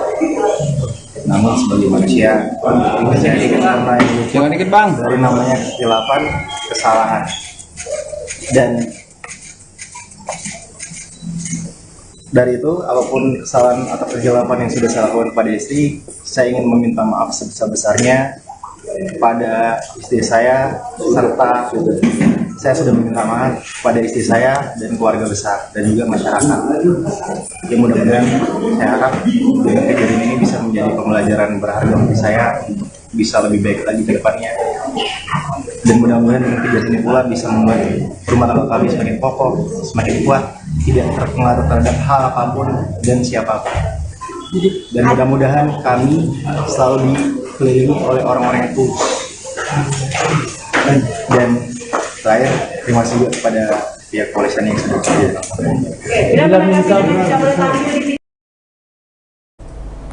Berita selanjutnya masih dari Rizky Bilar. Meski sudah bebas, status Rizky Bilar masih tersangka. Status hukum pemain sinetron Rizky Bilar masih sebagai tersangka kasus KDRT meski telah dibebaskan.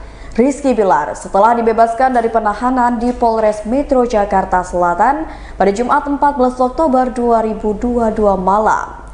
Rizky Bilar dibebaskan setelah penyidik Satuan Reserse Kriminal Polres Metro Jakarta Selatan mengabulkan perdamaian dan pencabutan laporan kasus KDRT Lesti Kejora.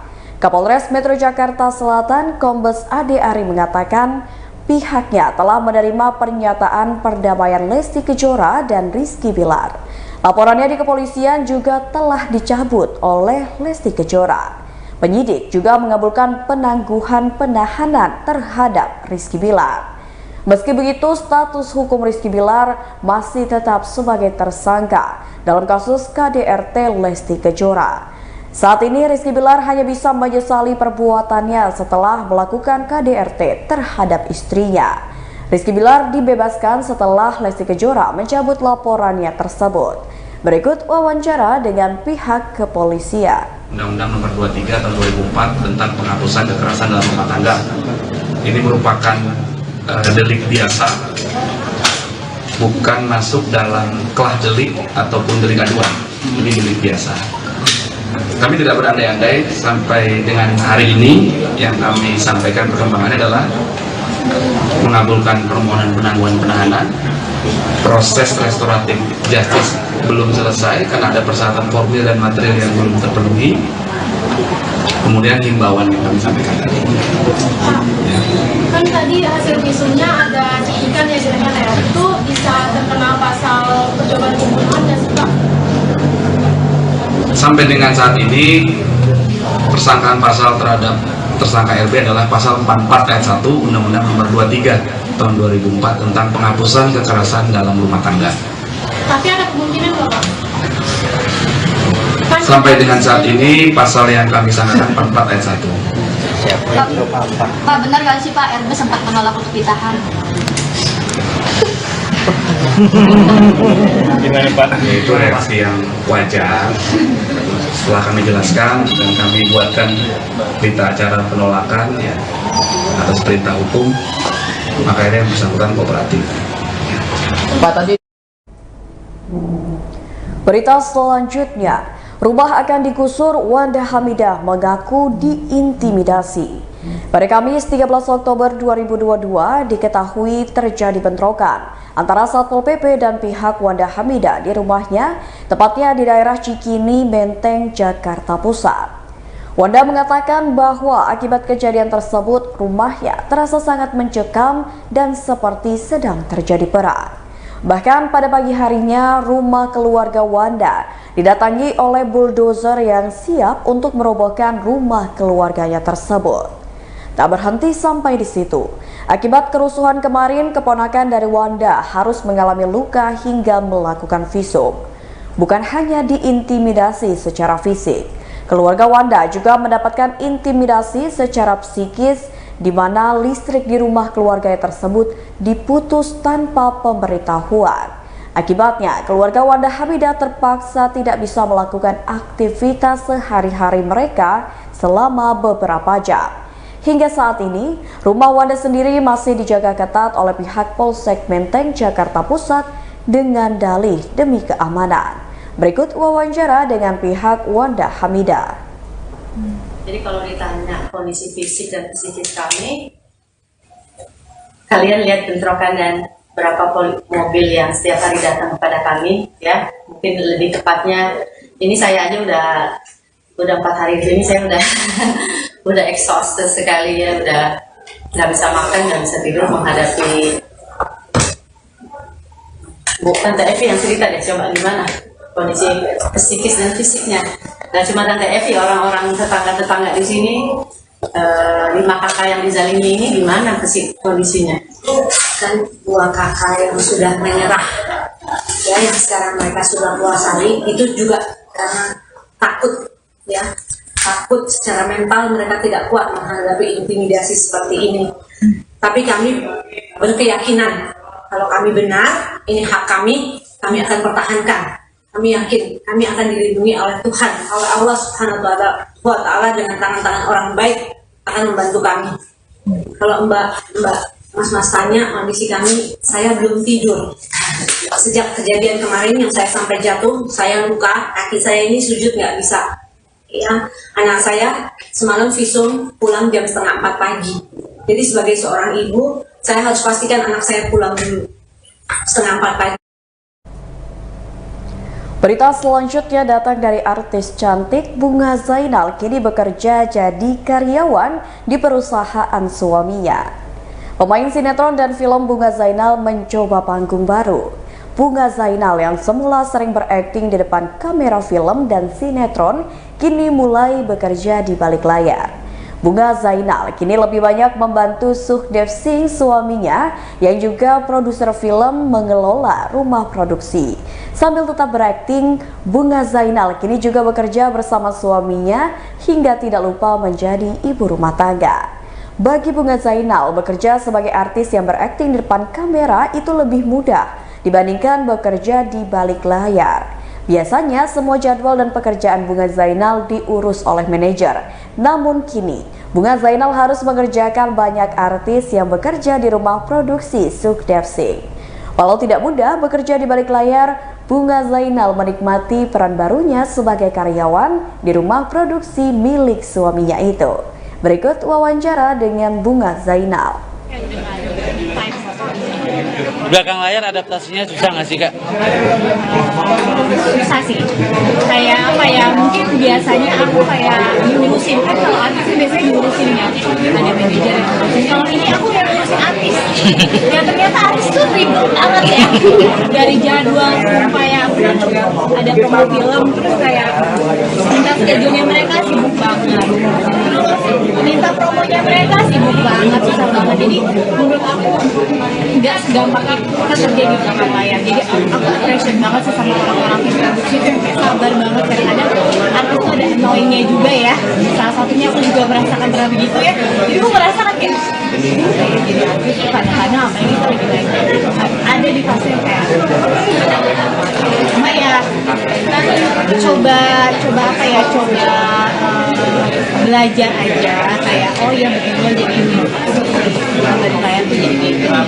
Semuanya aku belajar sih, yang sekarang nggak bagus-bagus banget juga, cuma terus belajar. Lebih tepatnya sabar, belajar kesabaran. Sampai akhirnya mau kemarin apakah alasannya, Kak? Maksudnya untuk terlibat di belakang layar? Karena suami aku dulu, jadi dia maunya tuh aku belajar sesuatu yang belum pernah aku belajar. Kayak misalnya sekarang aku jadi executive producer di salah satu film suamiku, jadi aku benar-benar terlibat dari produksinya, dari promosinya gitu, sampai nanti akan tayang tuh aku juga akan terlibat. Maunya suami aku tuh aku belajar sesuatu yang belum pernah aku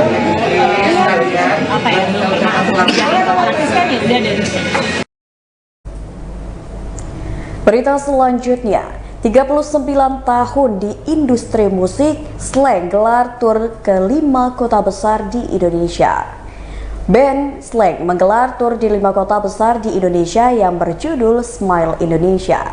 Konser Slank diawali di Palembang, Sumatera Selatan pada 6 November yang akan datang dan berakhir di Candi Prambanan, Yogyakarta pada 11 Desember 2022. Kakak Bim Bim, Ivanka, Rido, dan Abdi juga akan mampir ke Surabaya, Jawa Timur pada 24 November nanti. Saat mampir ke Surabaya, Slank akan mengajak perwakilan bonek dan Aremania, supporter Persebaya Surabaya dan Arema FC untuk membagikan semangat positif. Konser ini adalah bagian dari perayaan ke-39 tahun Slank di industri musik tanah air. Slank ingin mengajak supporter klub sepak bola di Indonesia memiliki sifat yang suportif dan cinta damai. Konser Slank di Surabaya akan digelar di Bumi Marinir Karangpilang untuk menghindari kerusahan penonton. Di sepanjang tur, Slank selalu konsisten untuk membawakan pesan dan misi berbagi cinta, isu sosial hingga mendorong pergerakan anak muda dan peduli terhadap lingkungan hidup. Berikut konferensi pers dari band Slank. Ya, tapi kalau yang tadi pertanyaan kedua, kolaborasinya sama line up yang lain itu kolaborasi secara langsung sih sampai sekarang sih belum ada komunikasi. Tapi yang pasti mereka akan terlibat memeriahkan untuk ulang tahunnya Slank di Jogja terutama. Oke. Mas, aku penasaran deh. Setelah udah, thank you ya Mas. Hai Mas Sobri. Mas Ivan dan teman-teman Slank juga. Udah lama kan gak manggung ya? Terus mau sebesar ini gimana persiapannya, sejauh apa? Dan ini udah tinggal bulan depan aja gitu? Iya. Ini makanya kita pengen sih untuk konser kali ini luar biasa. Ini Smile Indonesia nih jadi magnet buat untuk kolaborasi sama semua stakeholder yang ada di sekitar kita. Ada Universitas Trisakti, ada Dreamcatcher, ada filmmaker. Mereka dengan antusias ikut bisa terlibat dan menggambarkan message tentang Smile Indonesia di multimedia Slank. Makanya kita nggak sabar sih pengen kejadian ini segera. Dan sebenarnya alhamdulillah setelah pasca pandemi sekarang kita lagi lumayan sibuk juga sih. Iya. Oke, jadi ini menambah kesibukan tapi keseruannya. Ya. Terus biasanya bawain lagu-lagu nasionalis, nanti mau dimulai. Mas Bim, Mas. Gimana Mas Bim? Gimana? Ya, assalamualaikum warahmatullahi wabarakatuh. Ya, sebenarnya niat kita Smile Indonesia ini ingin yang Ivan bilang tadi, magnetnya Smile Indonesia ini biar bisa menyebarkan energi positif ya. Setelah kita porak-poranda dengan COVID-19 ya, bukannya kita merenung tapi kita sibuk saling hujat di sosial media ya. Dan banyak cerita-cerita serem soal 2023 bakalan ekonomi ambruk lah, bakalan riset dunia. Kalau kita selalu ingin menyebarkan positive thinking, ada yang udah ketakutan. Baiklah Tribuners, itulah berita selebritis bersama dengan saya Mutiara. Jangan lupa untuk terus saksikan YouTube Tribun Lampung News Video, Facebook Tribun Lampung, Instagram @Tribun Lampung, dan TikTok @Tribun Lampung untuk informasi terupdate lainnya. Selamat sore dan sampai jumpa.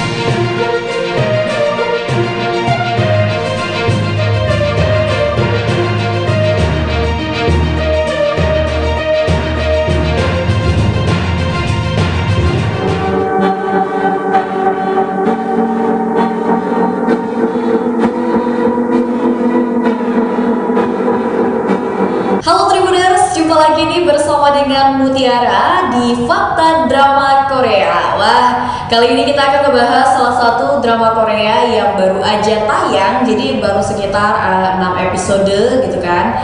Dan drama ini itu merupakan genre thriller yang dikemas dalam 12 episode. Nah, drama ini yang akan dibahas adalah drama Little Woman. Nah, mungkin udah banyak nih seliweran tentang potongan-potongan ataupun trailer dari drama Korea Little Woman ini di Instagram, TikTok ataupun sosial media yang lainnya. Karena drama ini tuh bisa dikatakan sebagai drama yang tayangan perdananya memiliki rating yang cukup bagus nih Tribunar. Mungkin sebelum Mutiara ngobrolin tentang pemain-pemain dari drama Little Woman dan juga ratingnya, Mutiara akan sedikit membahas tentang sinopsis dari drama Little Woman. Jadi Tribuners, fakta dari sinopsis drama Little Woman ini memang menceritakan kisah dari 3 bersaudara. Nah, 3 bersaudara ini mereka perempuan semua, dimana ada kakak pertama, kakak kedua, dan juga anak ketiga. Nah, yang pertama ini diperankan oleh Kim Go Eun, udah itu yang kedua diperankan oleh Nam Ji Hyun, dan yang ketiga itu diperankan oleh Park Ji Hoon. Dan untuk episode awal gitu kan, untuk di episode pembuka itu memang drama ini tuh menyajikan kisah bisa dikatakan tentang kemiskinan ya, karena memang 3 bersaudara ini berasal dari keluarga yang bisa dikatakan memang kekurangan dalam segi ekonomi. Terus juga di drama ini diceritakan kalau anak pertama yang diperankan oleh Kim Go Eun, atau kalau di drama ini tuh nama Kim Go Eun adalah Oh In Jo. Nah, Oh In Jo ini di lingkungan pekerjaan dia merasa dikucilkan dari segi sosial karena latar belakang pendidikannya yang berbeda dengan teman-temannya, di mana teman-temannya itu banyak banget nih yang katanya lulusan dari perguruan tinggi negeri bergengsi di Korea Selatan ataupun dari luar negeri gitu kan. Sedangkan Oh In Jo ini hanya lulusan S2 di salah satu universitas biasa saja gitu kan di Korea, dan dia di pekerjaannya itu tuh mendapatkan diskriminasi. Dan untungnya di pekerjaannya itu In Jo ini memiliki salah satu sahabatnya.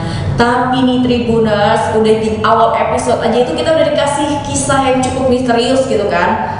Jadi dimana In Jo ini cuma punya satu-satunya sahabat di perkantoran atau di dunia kerja dia, dan si sahabatnya ini ternyata memutuskan untuk mengakhiri hidupnya. Dan disitulah In Jo mulai merasa sangat sedih gitu kan, karena memang dia adalah sahabat satu-satunya In Jo di dunia kantor gitu kan, di dunia kerja.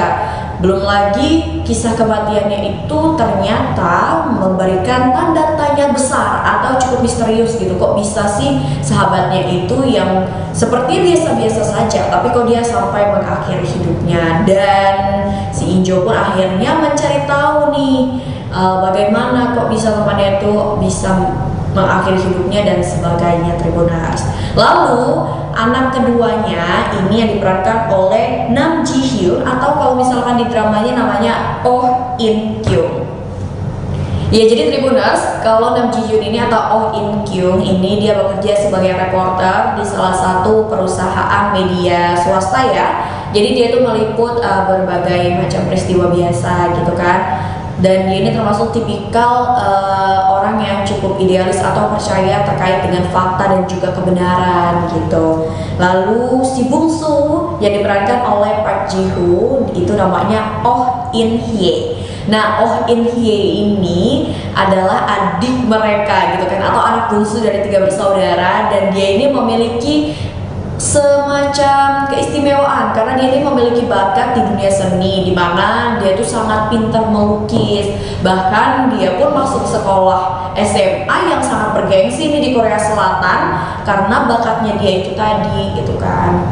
Terus kalau misalkan berbicara tentang orang tuanya, jadi di drama Little Woman ini ternyata orang tua dari mereka bertiga itu memang udah nggak peduli lagi gitu loh dengan anaknya. Jadi ya udah, mereka bertiga itu hidup, ibarat kata hidup sendiri, memikirkan bagaimana kelanjutan kisah hidup mereka yang dipenuhi dengan kekurangan gitu kan. Pokoknya yang dipikiran In Jo sebagai anak pertama, gimana caranya dia nggak kekurangan uang gitu kan, biar adik-adiknya itu nggak merasa kekurangan gitu. Dan di saat kematian sahabatnya Injo, di situ ternyata nih Tribuners, sahabatnya itu menyisihkan atau memberikan uang sebesar 70 miliar cash. Jadi di dalam tas gitu kan. Jadi di situ ada wasiat itu kalau misalkan uang itu memang diberikan untuk Injo gitu kan. Dan akhirnya Injo pun sebenarnya bingung, dia stres. Karena satu sisi kenapa sahabatnya kok mengakhiri hidup padahal punya uang sebanyak ini, dan kenapa harus uangnya dikasih ke Injo gitu kan. Jadi dia bingung antara dia harus memilih untuk melaporkannya, menggunakannya, atau bagaimana gitu kan dengan uang yang bisa dikatakan banyak kayak gitu kan, 70 miliar secara cash gitu. Namun ternyata adiknya ya ini Oh In Kyung dia nggak setuju kalau kakaknya itu menggunakan uang tersebut, karena bagi dia uang tersebut itu uang haram lah gitu istilahnya. Nggak tahu ini sumbernya dari mana gitu kan, nggak tahu ini uangnya siapa gitu. Terus juga adalah scene atau adegan di mana akhirnya ketiga bersaudara ini bertemu dengan salah satu orang terkaya di Korea Selatan lah gitu, dan dia ini merupakan pengacara yang akan mencalonkan diri menjadi seorang pimpinan di kalau nggak salah sih sebagai wali kota gitu. Nah disitulah nanti akan muncul problem-problem atau kisah misterius yang memang nanti berkaitan dengan kematian sahabatnya Injo. Nah mungkin Tribuners itu aja di sinopsisnya, kurang lebih itu Mutiara menceritakan gimana sih gambaran episode 1, 2, 3, 4. Jadi memang ini drama agak sedikit bikin penasaran gitu kan. Kalau kemarin kita Big Mouth itu kan udah berakhir nih ya, dan set ending gitu kan, dan dramanya itu memang thriller dan kita udah tahu Big Mouth-nya siapa. Tapi kalau di drama Little Woman ini kita akan dibuat penasaran dengan setiap kasus-kasus yang terjadi, misalkan pembunuhan dan sebagainya, di mana itu ada tanda gitu kan, ada misteri di balik setiap kasus ini. Jadi kalau misalkan ada kayak temennya Injo itu kan dia mengakhiri hidupnya, ternyata di ruangannya itu ada anggrek warnanya kalau nggak salah ungu. Jadi anggrek ini tuh menandakan kemisteriusan dari jalan cerita drama Korea Little Woman ini. Wah, pokoknya Tribuners yang penasaran langsung aja nonton, karena ini tuh disediakan di salah satu aplikasi berbayar di ponsel Tribuners yang bisa Tribuners tonton kapan saja gitu kan. Terus selanjutnya setelah kita berbicara masalah sinopsis, kita akan berbicara masalah rating di Tribuners. Ternyata drama Little Woman yang memang digadang-gadang akan sangat bagus dan menyuguhkan cerita yang unpredictable dan ceritanya nggak bisa ditebak ini kira-kira endingnya bakal kayak gimana sih. Nah ternyata drama ini untuk tayang perdananya sendiri itu udah bisa menembus rating 6,7% nih. Ini tuh menurut Nielsen Korea ya. Jadi maaf Tribuners, jadi ternyata dramanya ini itu menembus 6,4% pada episode pertama. Ini menurut data dari Nielsen Korea yang dilansir dari Sompi. Dan episode keduanya gak disangka-sangka malah mengalami penaikan bahkan sampai digit 7 nih, yaitu ratingnya 7,7%. Memang menurut Mutiara, dari sudut pandang Muti sebagai seorang penonton drama Korea, bisa dikatakan kalau Little Woman ini menyuguhkan cerita yang menarik dan kita tuh selalu penasaran dengan episode yang akan datang. Episode 1 nih kan selalu dia menampilkan ending-ending yang gantung gitu. Jadi ngebuat kita tuh tertarik dan menanti episode-episode selanjutnya. Jadi wajar banget kalau misalkan drama Little Woman ini mendapatkan rating yang cukup tinggi di tayangan perdana, bahkan udah sampai episode 6, ini kan kemarin 6 kalau nggak salah, itu selalu mengalami penaikan rating dari drama Little Woman ini Tribuners. Nah sekarang kita akan berbicara tentang para pemainnya. Bagi para penggemar drama Korea mungkin udah gak asing sama yang namanya Kim Go Eun gitu kan, karena Kim Go Eun ini sebagai salah satu pemain di drama Little Woman, dia ini selalu menyuguhkan acting yang luar biasa epic gitu kan, mendalami banget gitu. Apalagi kalau udah disuruh memerankan adegan-adegan yang berhubungan dengan kesedihan, nangis dan sebagainya, kayaknya setiap penonton itu akan tersentuh gitu dengan aktingnya Kim Go Eun, udah gak diragukan lagi. Dan dia ini terkenal lewat salah satu drama Korea dia dengan judul kalau nggak salah Goblin gitu. Nah dari situlah nama dia memang terus bermunculan, bahkan dia sering mendapatkan penghargaan sebagai Best Actress gitu kan, karena memang aktingnya dia tidak usah diragukan lagi. Lalu yang kedua itu Nam Ji Hyun. Ya, Nam Ji Hyun juga sebenarnya aktingnya sangat luar biasa. Apalagi nih Tribuners, chemistry dari ketiga pemeran utama ini, ketiga kakak beradik ini kan, bertiga bersaudara perempuan ini antara Kim Go Eun, Nam Ji Hyun dan Park Ji Woo itu emang bisa dikatakan bagus banget gitu chemistry yang dapat lah. Kayak jadi kita itu nonton kayak nontonin kehidupan apa ya, tiga bersaudara perempuan di real life gitu loh karena nonton ini gitu. Terus Nam Ji Hyun ya, Tribuners mungkin tahu Nam Ji Hyun ini beberapa kali memang telah tampil di beberapa drama gitu kan. Kayak contohnya waktu itu dia pernah main sama Ji Chang Wook di Suspicious Partner. Terus dia juga pernah main di drama 365 hari, 365 days gitu. Dan dia memang beberapa kali seliweran dan untuk aktingnya pun bisa mutik, katakan emang keren banget gitu. Dan untuk yang terakhir itu namanya Park Ji Woo, si bungsu gitu kan. Si bungsu ini udah cantik, masih muda dan aktingnya pun keren sih. Dia bisa memerankan sosok anak bungsu yang sebenarnya mungkin orang-orang pikir kalau anak bungsu itu manja dan sebagainya, tapi di Little Woman ini dia memerankan sosok anak bungsu yang sebenarnya memikirkan kedua kakaknya, memikirkan keluarganya, dan dia pun harus mengalah gitu kan. Ya memang luar biasa sekali akting dari ketiga pemeran utamanya ini, patut banget nih untuk untuk ditonton gitu, dan sangat menarik jalur ceritanya di Tribuners. Terus ternyata di Tribuners ada fakta lain. Selain dari para pemainnya yang keren-keren, alur ceritanya yang gak ketebak gitu, ternyata fakta lainnya adalah Little Woman ini diadopsi dari salah satu webtoon gitu loh, kayak buku, dimana katanya Little Woman ini adaptasi dari novel ternyata di Tribuners. Jadi Little Woman ini adaptasi dari novel sastrawan Amerika Little Woman yang bernama Louisa May Alcott dengan judul yang sama. Jadi cerita dari Little Woman ini ternyata adopsi dari novel asal Amerika. Jadi memang udah nggak diragukan lagi nih Tribuners. Untuk Tribuners yang penasaran sih gimana nih kan kelanjutan dari kisah Little Woman, dari perjalanan mereka, terus uang 7 miliarnya itu gimana, endingnya akan seperti apa, Tribuners langsung bisa tonton aja di aplikasi di handphone Tribuners, kapanpun bisa ditonton, dan episodenya hanya 12 episode, dan saat ini sudah mulai 6 episode kalau nggak salah deh. Pokoknya ditonton karena memang ceritanya seru banget. Nah, Tribuners mungkin itu aja nih obrolan Mutiara dengan Tribuners terkait dengan fakta drama Korea Little Woman yang udah tayang. Jangan lupa untuk tonton ya.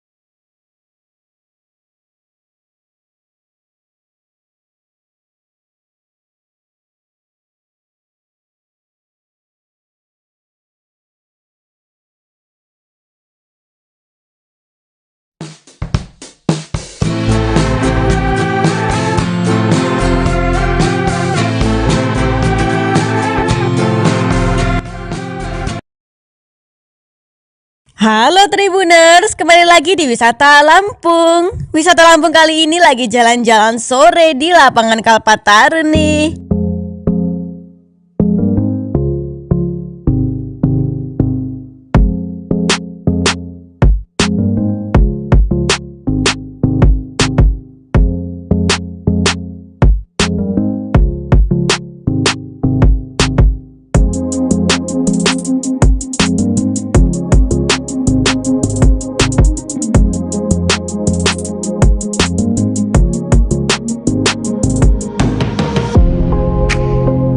Sebelum menutup hari seusai disibukkan dengan aktivitas pekerjaan, rasanya ingin segera melepas penat untuk melakukan aktivitas olahraga maupun jalan-jalan sore ya.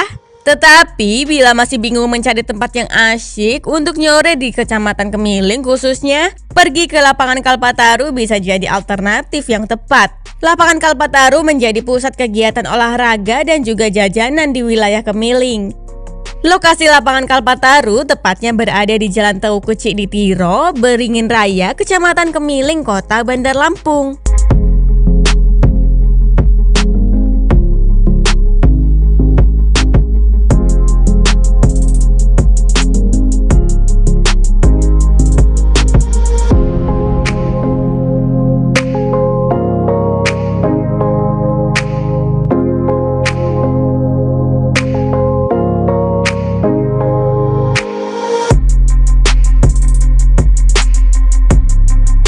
Lapangan Kalpataru ini memiliki beberapa spot loh, yakni ada stadion mini, lapangan voli, taman bermain, dan pusat jajanan kuliner.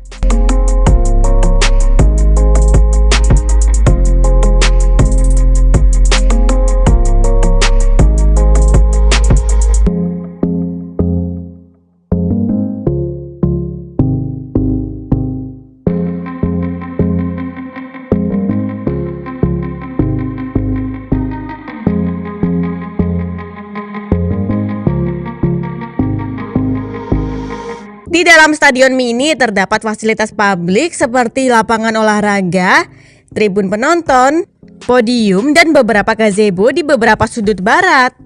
Sebelumnya, Stadion Kalpataru ini sudah diresmikan oleh Wali Kota Bandar Lampung yakni Eva Dwiana pada April 2021 lalu.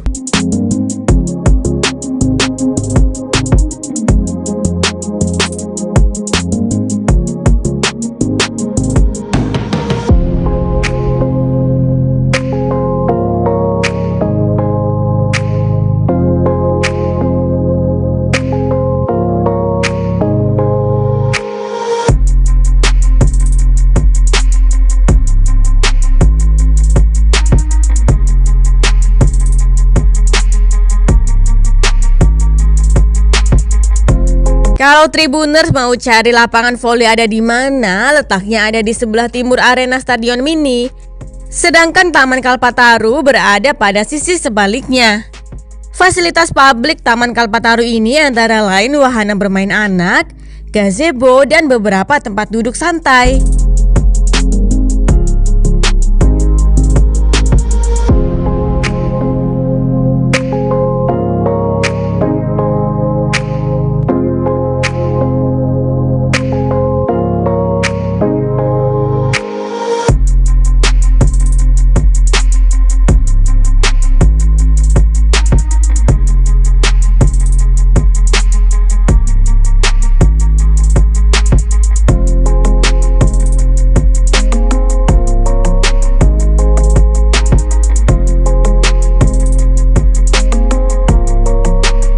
Setiap menjelang sore hari, lapangan Kalpataru selalu ramai dikunjungi oleh masyarakat sekitar.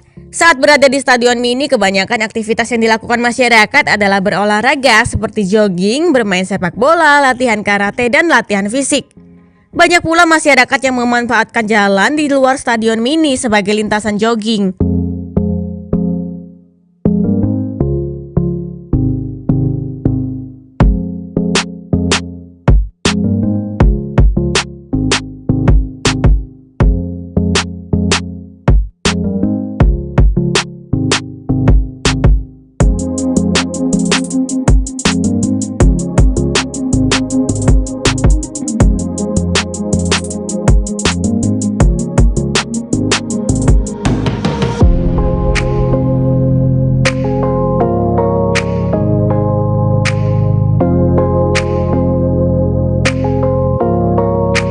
Sementara lapangan voli tentu saja lebih sering digunakan sebagai tempat latihan oleh para tim atlet bola voli. Selain aktivitas olahraga, ada pula yang hanya sekadar berjalan-jalan sore dan menikmati jalanan kuliner di sekitarnya.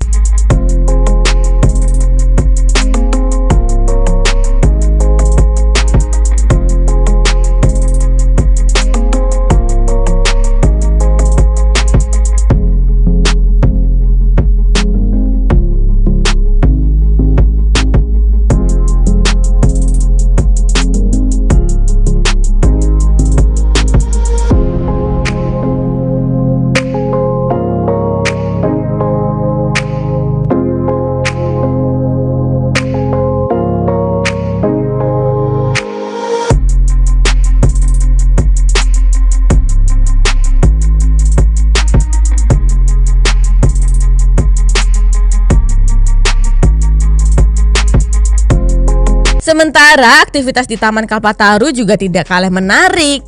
Taman Kalpataru diteduhkan dengan pepohonan yang membuat suasananya selalu teduh, sehingga cocok sekali untuk bersantai dan berjalan-jalan bersama rekan, keluarga maupun orang terdekat. Anak-anak lebih suka bermain di sini. Mereka nampak asyik bermain perosotan, ayunan, dan bersepeda ria. Di sekitarnya juga banyak gelembung balon sabun yang berterbangan loh. Gelembung tersebut berasal dari seorang penjual yang memamerkan produk jualannya pada anak-anak.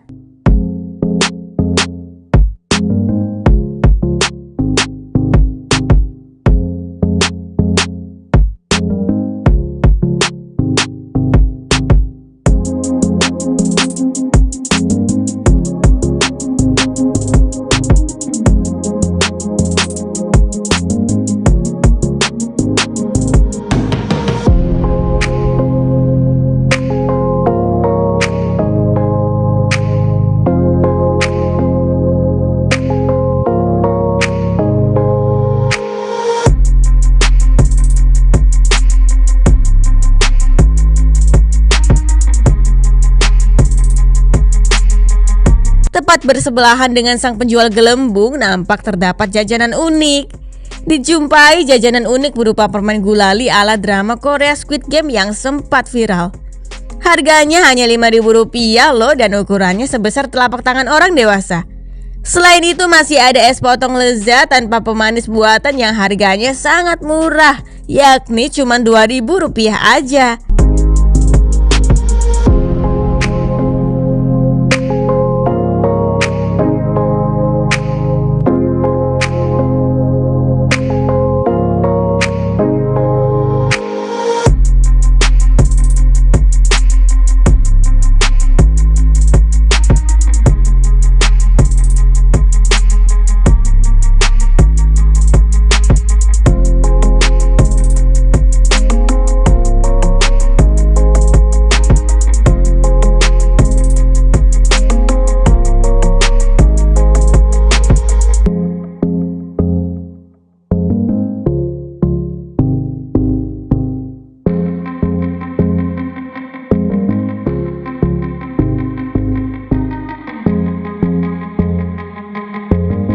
Apabila perut mulai keroncongan, sebaiknya pergi saja ke warung angkringan bernama Bakso Kepo. Bakso Kepo lokasinya paling dekat dengan area Taman Kalpataru. Bakso Kepo terlihat paling mencolok dari lainnya karena paling ramai dan boothnya terbuat dari kayu coklat mengkilap.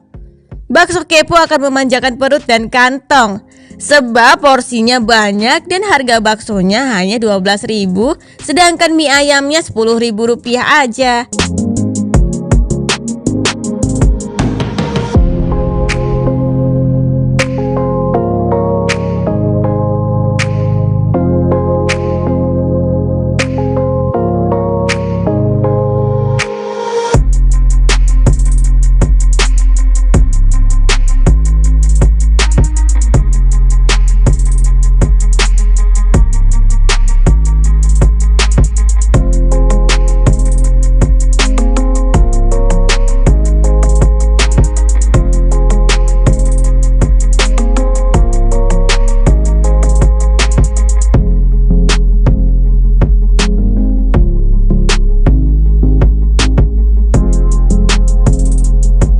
Mie ayam ala bakso kepo ini selain banyak porsinya juga ditambah dengan 2 butir bakso serta campuran daging balungan yang melimpah loh. Tekstur mie-nya kenyal dan rasanya sangat gurih di lidah. Diketahui lapak bakso kepo ini buka mulai pukul 2 siang sampai pukul 10 malam.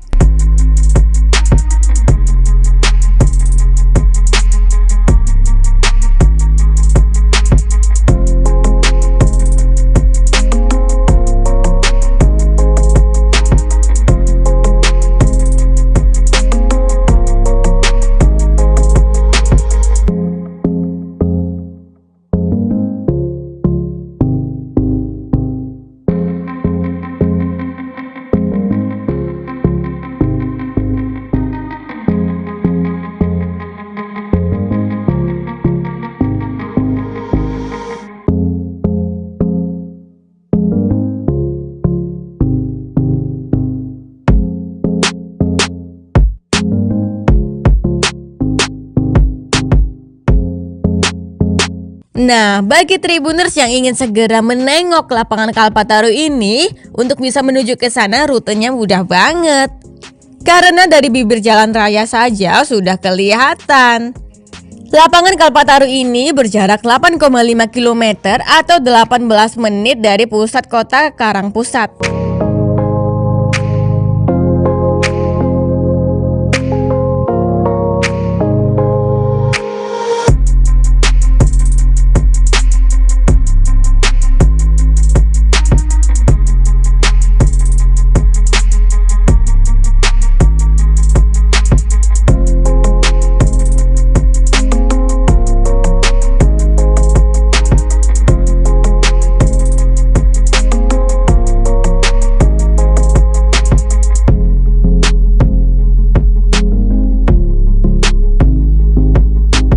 Dari kota Karangpusat menitik beratkan dari lokasi strategis yakni di Tugu Gajah atau Tugu Adipura. Dari Tugu Gajah keluar dari bundaran dan menuju ke Jalan Jenderal Ahmad Yani. Saat bertemu dengan Tugu Pengantin, belok kanan di Jalan Kartini. Lalu belok kiri di Jalan Cut Nyak setelah 290 meter. Kemudian berjalan mengikuti jalan hingga bertemu lampu lalu lintas. Berhenti lalu ambil arah kanan dan lanjut ke kiri setelah 800 meter di Jalan H. Agus Salim. Terus lurus mengikuti jalan raya sejauh 2,2 km. Dan akhirnya akan bertemu pada Tugu Durian Sukadanaham. Belok kanan di Jalan Raden Imba Kusuma, lalu sejauh 3,4 km akan tembus ke jalur 2 Kalpataru atau Jalan Teukuci di Tiro. Kemudian setelah 250 meter akan terlihat lapangan Kalpataru di sisi kiri jalan.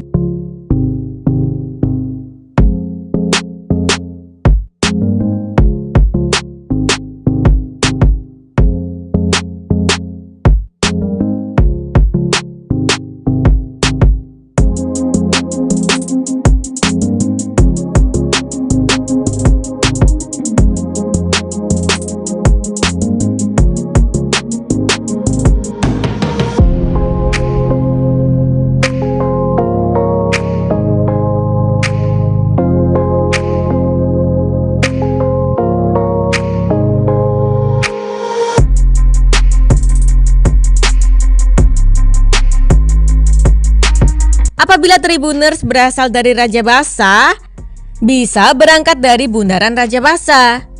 Jaraknya diperkirakan sekira 5,9 km dan akan sampai di tujuan selama 12 menit. Rutenya keluar bundaran untuk masuk ke Jalan ZA Pagar Alam.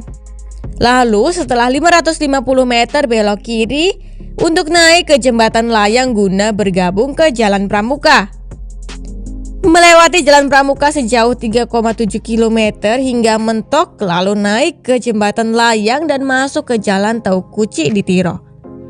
Lanjut ikuti jalur 2 sampai sekira 1,4 km dan akhirnya sampai di Lapangan Kalpataru pada sisi kiri jalan.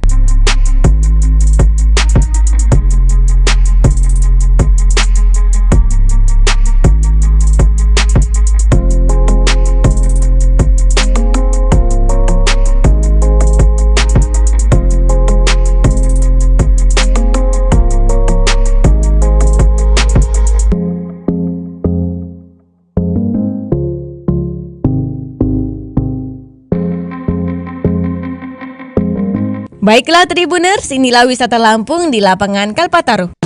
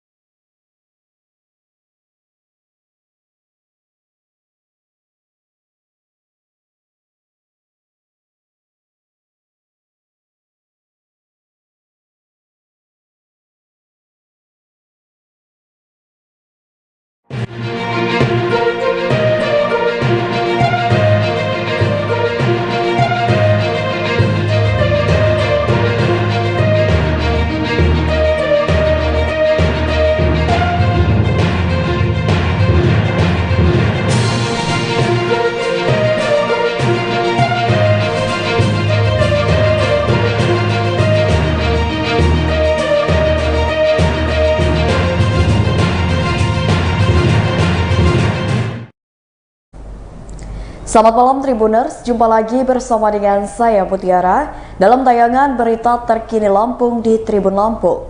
Kami akan menyajikan informasi menarik dan terkini untuk Anda dari berbagai daerah di Provinsi Lampung.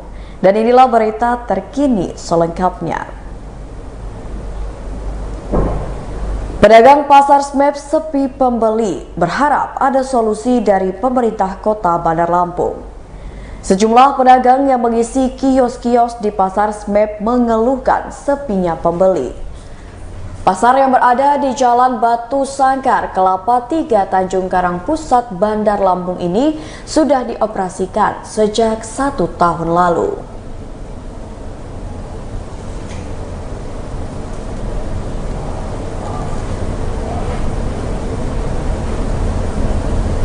Namun dari awal hingga saat ini kondisi pasar ini tak banyak mengalami perubahan, bahkan makin hari makin ditinggal oleh pembeli.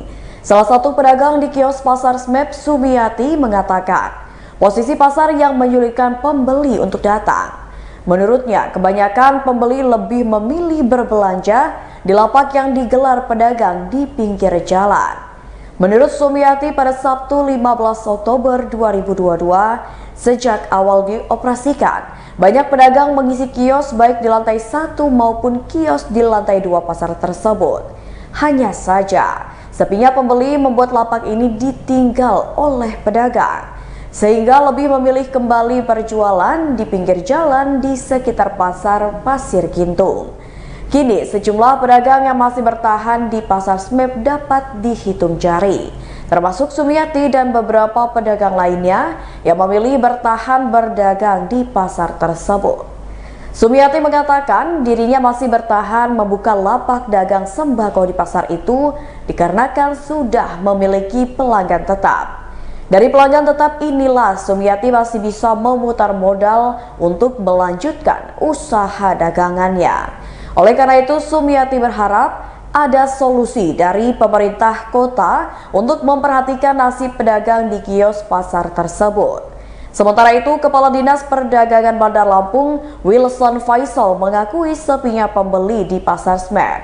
Menurutnya ini dikarenakan masih banyak pedagang yang menggelar lapak dagangan di pinggir jalan. Menurutnya pihaknya masih menunggu penataan di Pasar Gintung. Wilson mengatakan pihaknya sudah beberapa kali melakukan penataan untuk para pedagang ini. Hanya saja timbul keluhan dari pedagang tetap ingin berjualan di luar area pasar yang telah disediakan oleh pemerintah.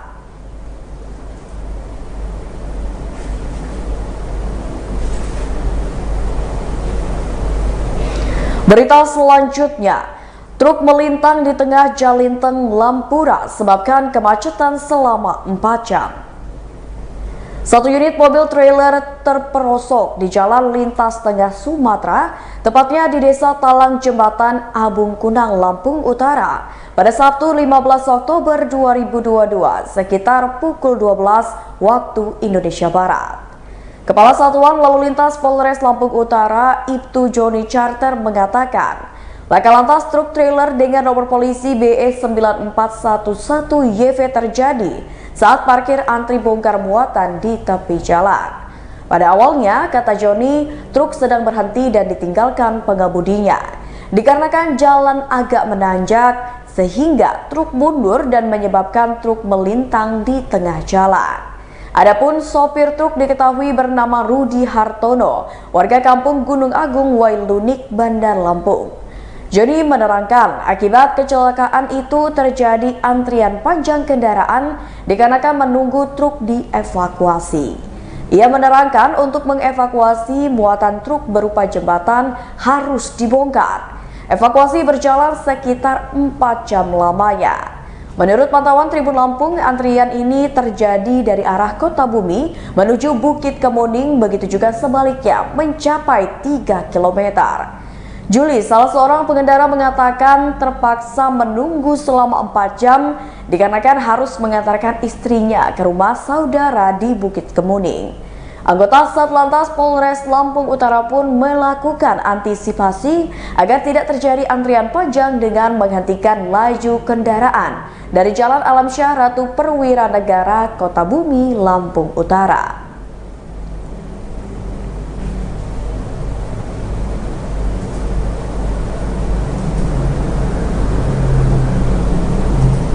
Berita selanjutnya, driver ojek online di Kota Metro jadi korban curanmor. Salah seorang pengemudi ojek online atau ojol di Kota Metro menjadi korban pencurian yang terjadi di halaman parkir toko retail modern.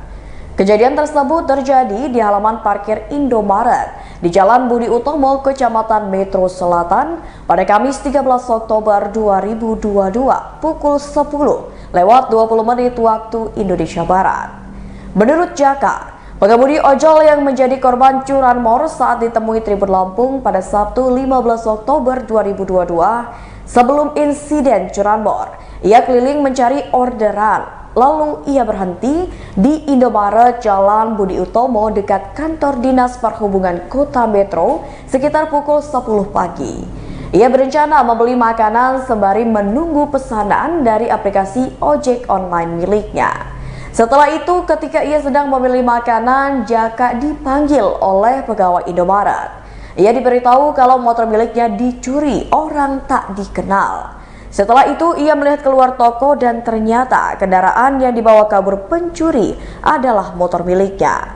Pegawai Indomaret pun berusaha mengejar pelaku curanmor tersebut, akan tetapi pelaku tidak terkejar oleh pegawai Indomaret yang membantunya tersebut. Setelah kejadian itu, ia melaporkan insiden curanmor ke Polsek Metro Selatan. Dengan hilangnya motor tersebut, Jaka mengatakan tidak memiliki penghasilan lagi. Padahal ia merupakan tulang punggung keluarganya dan menanggung biaya pendidikan adiknya yang masih sekolah di salah satu SMK. Pas saya lihat ya ternyata itu motor saya. Itu kira-kira kemarin tuh pukul berapa Mas hilangnya? Kalau kejadiannya itu kemarin itu sekitar jam 10:20 menit. 10:20 ya? Iya. Untuk jenis motornya sendiri Mas, motor apa Mas? Motor Honda Beat 2021. Ada ciri-ciri khusus nggak Mas, atau keistimewaan dari motor itu yang gampang dikenali? Kalau ciri-ciri khususnya sih nggak ada, soalnya masih polosan dari dealernya.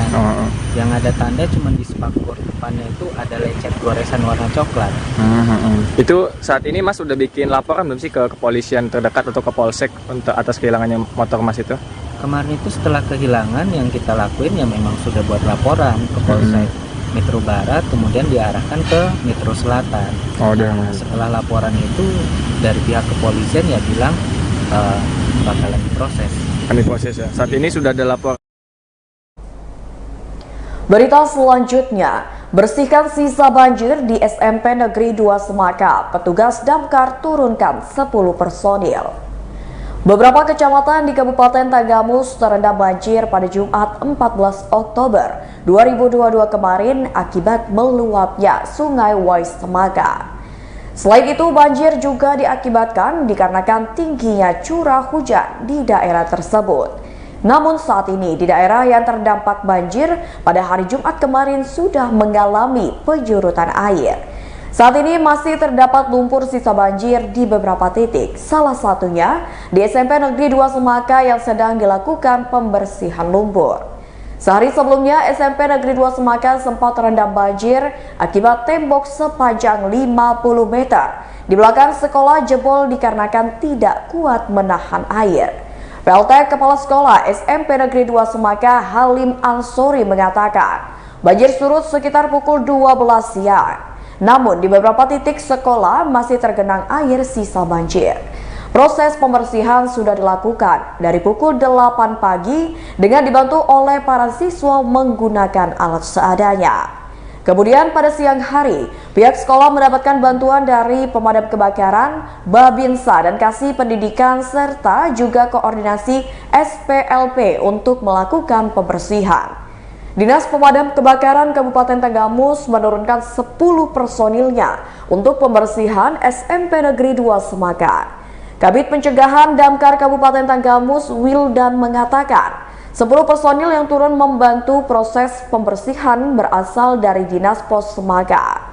Sebelumnya, dari Damkar terlebih dahulu melakukan proses pembersihan sisa banjir di 3 tempat berbeda, yakni di Puskesmas Pembantu Sri Kuncoro, Klinik Bersalin Bidaning, dan SMP Negeri 2 Semaga. Dinas Pemadam Kebakaran sendiri menurunkan 2 armada untuk memudahkan pembersihan sisa banjir.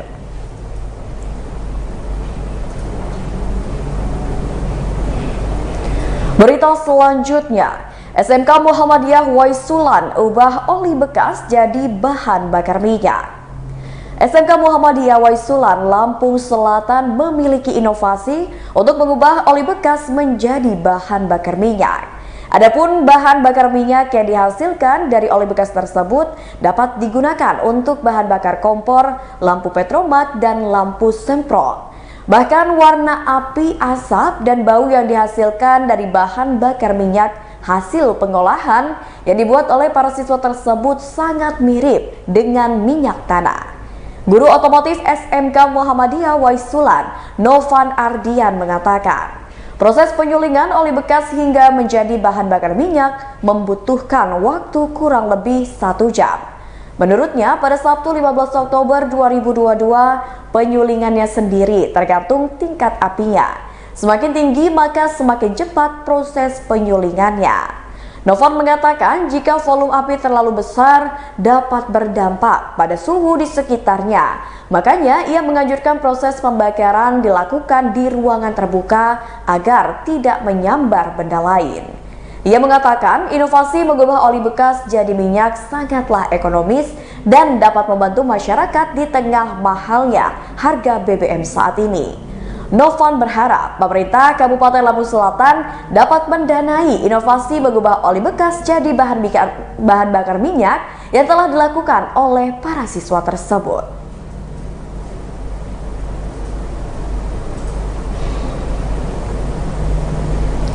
Berita selanjutnya, bakso Ngalam Mall Kartini beri promo Hot Plate Series dan diskon 15%. Bakso Ngalam yang ada di lantai 2 Mall Kartini selalu menghadirkan promo menarik. Manajer operasional Bakso Ngalam Mall Kartini, Martin Parinding, mengatakan, kali ini promo diberikan hingga tanggal 31 Oktober 2022 mendatang. Adapun promo yang dihadirkan adalah promo Hot Plate Series. Dalam promo ini, fried chicken stick gratis es lemon tea hanya dihargai Rp25.000 saja. Fried chicken stick ini disajikan di atas hot plate bersama dengan kuah kental, kentang, dan juga sayuran. Untuk rasanya dijamin enak dan daging ayamnya pun lembut. Bagi pelanggan yang ingin menambahkan saus agar rasanya lebih enak, di sini juga sudah disediakan. Selain itu, ada diskon 15% untuk semua pembelian menu yang ada di Bakso Ngalam Mall Kartini. Diskon itu bisa didapatkan setelah menunjukkan voucher diskon ke kasir saat melakukan pembayaran. Marty mengatakan pada Sabtu 15 Oktober 2022, voucher diskon dibagikan ke pelanggan yang makan di Bakso Ngalam atau ke orang-orang di sekitar Mall Kartini. Bakso Ngalam Mall Kartini adalah tenan yang menjual beragam menu yang rasanya sangat nikmat. Menu-menu ini harganya ramah di kantong sehingga siapa saja bisa membeli menu tersebut. Menu-menu yang ada di Bakso Ngalam diantaranya bakso, ayam, Chinese food, tongseng, cumi, udang, dan camilan lainnya. Ini lagi ada promo apa nih Mas di Bakso Ngalam ini? Sekali. Ini ada promo fried chicken stick. Jadi kalau di Bakso Ngalam ini hot plate series. Jadi dengan harga Rp25.000 akan mendapatkan fried chicken stick free lemon tea. Jadi saya mengundang buat food lover semua untuk datang ke Mall Kartini lantai 2, yaitu tepatnya di Bakso Ngalam. Nah, selain itu kami juga membagikan voucher potongan 15%. Jadi buat customer yang datang di Bakso Ngalam kita akan berikan potongan harga 15% yang dapat digunakan setelah kunjungan berikutnya. Atau kami juga menyebar ke beberapa tenar atau yang customer yang datang ke Maksud Alam yang lewat di depan kita akan bagikan. Nah, peserta. Baiklah Tribuners, itulah berita terkini Lampung bersama dengan saya Mutiara. Jangan lupa untuk terus saksikan YouTube Tribun Lampung News Video, Facebook Tribun Lampung, Instagram @Tribun Lampung, dan TikTok @Tribun Lampung untuk informasi terupdate lainnya. Selamat malam dan sampai jumpa.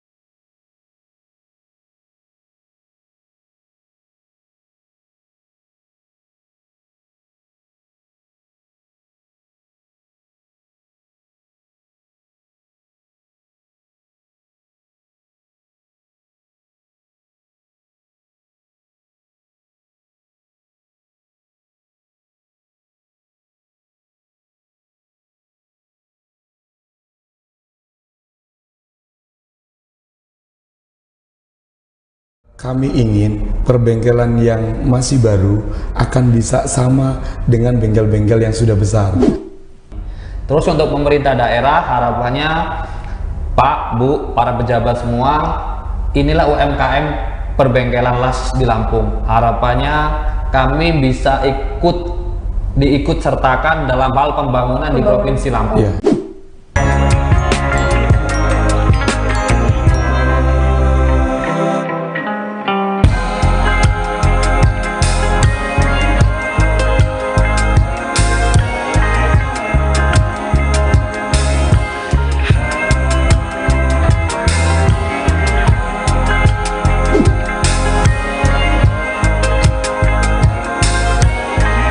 Halo Tribuners, jumpa lagi bersama dengan Mutiara di podcast Tribun Lampung. Kali ini Mutiara sudah kedatangan narasumber hebat, yaitu dari salah satu paguyuban yang ada di Lampung, yaitu PSAL atau Paguyuban Seniman Api Lampung. Nah Tribuners, mungkin kita akan langsung berbincang dengan narasumber hebat kita karena kita udah kedatangan dua abang yang bisa Tribuners lihat di sini. Kita akan ngobrol lebih jauh tentang paguyuban apa sih PSAL itu dan gimana sih PSAL. Mungkin Tribuners di rumah masih asing gitu kan, belum pernah mendengar dan sebagainya. Di sini Mutiara akan berbincang dengan Bang Dedi Utomo selaku Ketua Umum Paguyuban Seniman Api Lampung. Halo Bang. Dan juga ditemani dengan Bang Muiz selaku Direktur Paguyuban Seniman Api Lampung. Halo Bang. Bagaimana nih kabar Bang? Abang-abangnya ini? Alhamdulillah baik. Alhamdulillah baik ya. Semoga Tribuners di rumah juga dalam keadaan baik ya untuk menonton podcast kita bersama dengan PSAL. Nah, Bang, mungkin langsung aja nih ya kita ngobrol tentang PSAL. Apa sih PSAL itu atau Paguyuban Seniman Api Lampung itu? Oh ya, saya bisa jelaskan bahwa PSAL adalah Paguyuban Seniman Api Lampung. Siapa sih yang masuk dari PSAL? PSAL. PSAL beranggotakan UMKM atau para pengusaha bengkelas yang ada di Provinsi Lampung. Saat ini jumlah dari anggota PSAL lebih dari 600 bengkelas yang ada di Lampung. Oke, itu tersebar di seluruh kabupaten yang ada di Lampung ya Bang ya? Wah luar biasa sekali. Saat ini yang sudah ada pengurusannya adalah Bandar Lampung, kemudian Kota Metro, Lampung Utara, Brengsewu, dan Pesawaran. Dan beberapa kabupaten belum ada pengurus tapi sudah ada anggota. Udah ada anggotanya, wah luar biasa sekali. Jadi kalau bisa diceritakan PSAL ini kan baru berumur 1 tahun ya Bang ya. Tapi anggotanya sudah bisa mencapai 600-an orang ya Bang ya. Luar biasa sekali ini Tribuners. Nah, bisa diceritakan nggak nih Bang sejarah awal mulai terbentuk paguyuban ini? Ya, Paguyuban Seniman Api Lampung itu awalnya hanya terdiri dari 5 orang. Cuman dari 5 orang ini kita anggap sebagai inisiator dari Paguyuban Seniman Api Lampung. Setelah seiring berjalannya waktu, kami pada tanggal 26 Juli 2021 berjumlah sekitar 27 bengkelas. Itu ada pertemuan di Cafe Babe tepatnya Mbak. Cafe Babe di WH Lim. Nah, disitulah awal mula pembentukan untuk secara deklarasi. Itu beranggotakan tadinya 26 orang. Nah, awal mula nama PSAL ya disitulah awal mulanya dicetuskan di situ kepengurusan, terutama dulu pengurusan Bandar Lampung ya. Di situ. Nah, sekarang alhamdulillah dari 27 ini sekarang sudah lebih dari 600 bengkel tersebar di seluruh kabupaten di Provinsi Lampung. Oke, gitu. Berawal dari 5 inisiator, lama-lama bertambah dan sekarang sudah menjadi 600 ya Pak ya? Ya, oke, tadi kan kita sudah dengar nih sejarah terbentuknya dari Paguyuban Seniman Api Lampung nih Tribuners, yang tadinya hanya 5 inisiator, terus lama-lama sekarang udah menjadi ada 600 anggota Paguyuban. Nah, kita mungkin pengen tahu nih seperti apa sih visi misi yang ingin dicapai oleh Paguyuban Seniman Api Lampung Bang. Bisa diceritakan Bang? Oke. Jadi visi misi dari PSAL adalah maju bersama. Konteks maju bersama itu adalah kami ingin perbengkelan yang masih baru akan bisa sama dengan bengkel-bengkel yang sudah besar, akan membina bagaimana semuanya maju. Program 1 tahun pertama adalah Paguyuban membuat 1 buah toko besi. Alhamdulillah sekarang sudah terrealisasi ya Bang ya, luar biasa. Di tahun kedua ini misi kami adalah PSAL bersinergi dengan pemerintah dan dunia pendidikan. Kenapa? Kami tidak ingin bahwa pemerintah juga tahu bahwa di Lampung sudah ada PSAL paguyuban ini yang berisi para UMKM. Kenapa kita berkolaborasi lagi dengan dunia pendidikan? Bagaimana para anak lulusan dari SMK bisa bekerja di UMKM yang di data kami. Jadi kita membantu pemerintah dalam menciptakan lapangan pekerjaan. Ya. Jadi intinya ingin para lulusan SMK ini biar pekerjaan yang linear ya, dengan jurusan dia waktu di SMK gitu. Nah tadi kan berbincang kalau misalkan PSAL ini ingin ada apa istilahnya kerjasama dengan pihak pemerintah. Nah untuk saat ini apakah PSAL ini sudah bekerja sama dengan pemerintah daerah mungkin atau pemerintah kota? Ya, jadi gini, kami selalu mendorong seluruh anggota PSAL untuk selalu mengikuti administrasi kaitan kewirausahaan.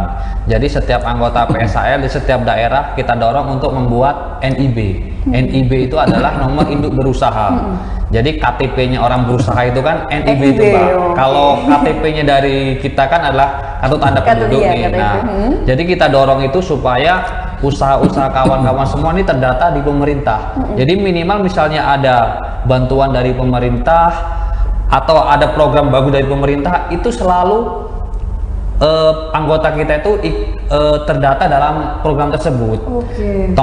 Contohnya kemarin Metro ketika bantuan COVID yang sudah terdata membuat NIB, alhamdulillah sudah mendapatkan program manfaat dari program tersebut.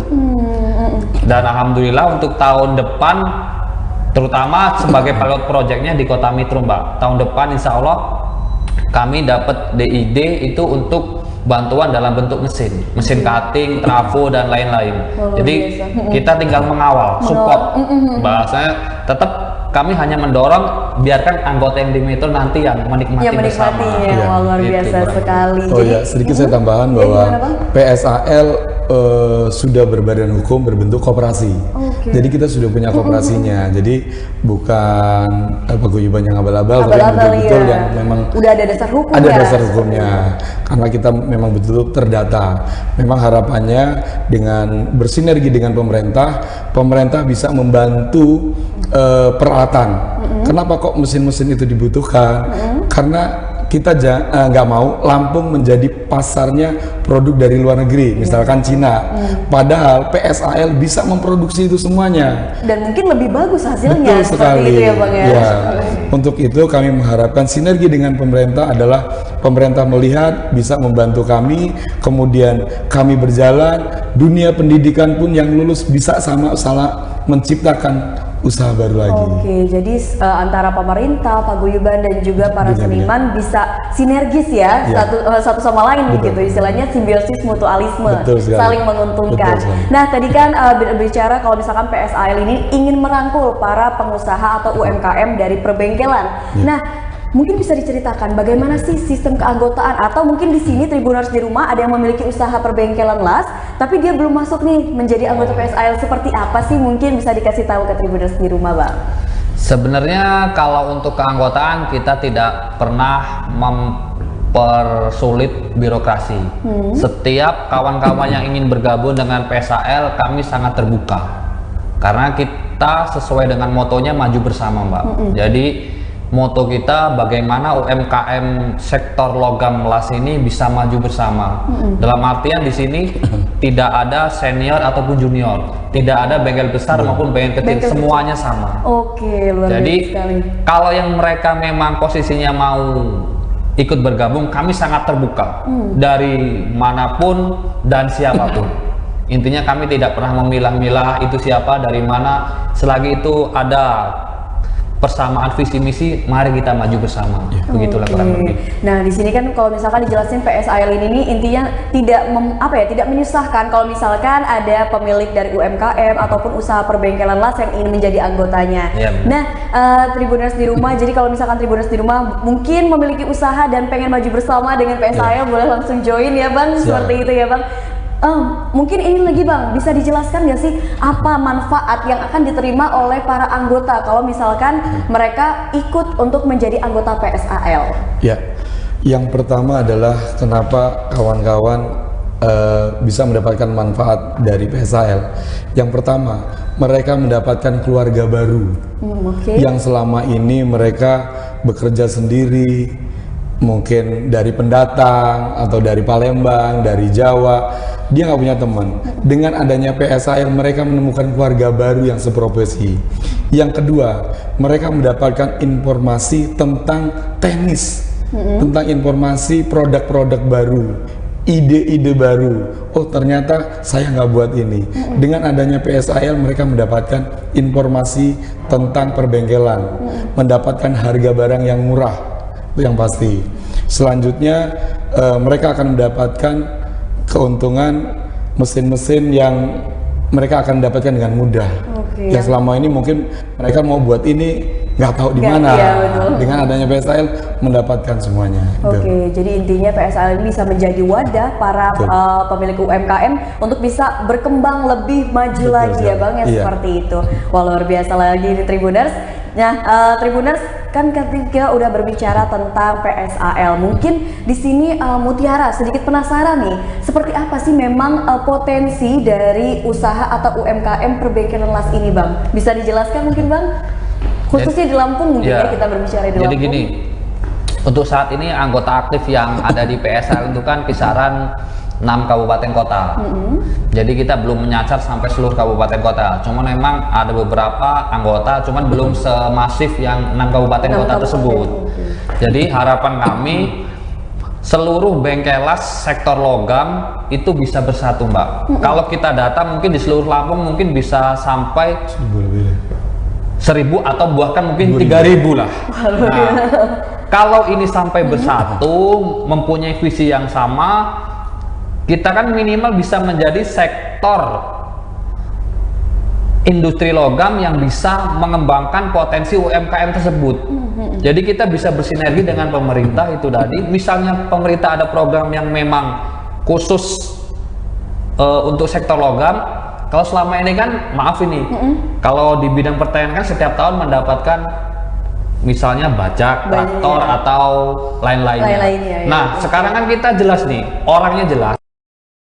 Bisa jadi misalnya pemerintah bingung untuk memberikan bantuan tersebut, kita sudah ada dasar hukum, baik itu legalitas dan lain-lain, kita sudah ada gitu. Jadi harapannya kawan-kawan semua bisa mau bergabung dengan kami. Kalau untuk kaitan tanya visi misi lebih detailnya bisa ke sekretariat kami lah, kurang lebihnya begitu. Karena kami selalu terbuka untuk siapapun. Itu tadi kami tidak pernah memilih A dan B ataupun Yang pasti begini, Lampung adalah ujung Pulau Sumatera. Iya betul sekali. Artinya bahwa semua menjadi lalu lintas di Pulau Sumatera ini. Jadi harapannya perbengkelan semuanya menyatu. Lampung sedang masa pertumbuhan berkembang. Dengan bersatunya semua para pengusaha ini akan betul-betul menjadi power yang kuat untuk pembangunan Lampung dan Pulau Sumatera ini. Apalagi kan katanya kalau misalkan Lampung itu dikenalnya dari sektor pertanian ya terutama ini, kita pengen di sektor lain juga maju seperti itu ya Bang. Majunya bersama. Jadi semua sektor di Lampung ini bisa terkenal gitu ya, tidak hanya pertanian saja. Sedikit informasi bahwa kemarin kita barusan membuat satu acara ulang tahun, 1 tahunnya PSAL, itu yang hadir dari Jakarta, dari komunitas Bengkelas Indonesia. Wah luar biasa sekali ini Tribuners. Yang anggotanya sudah 2.500. Dari Bogor juga datang ke Lampung. Lampung menjadi satu pilot project bagaimana sistem yang sudah dibangun di Lampung bisa dibangun di provinsi lain.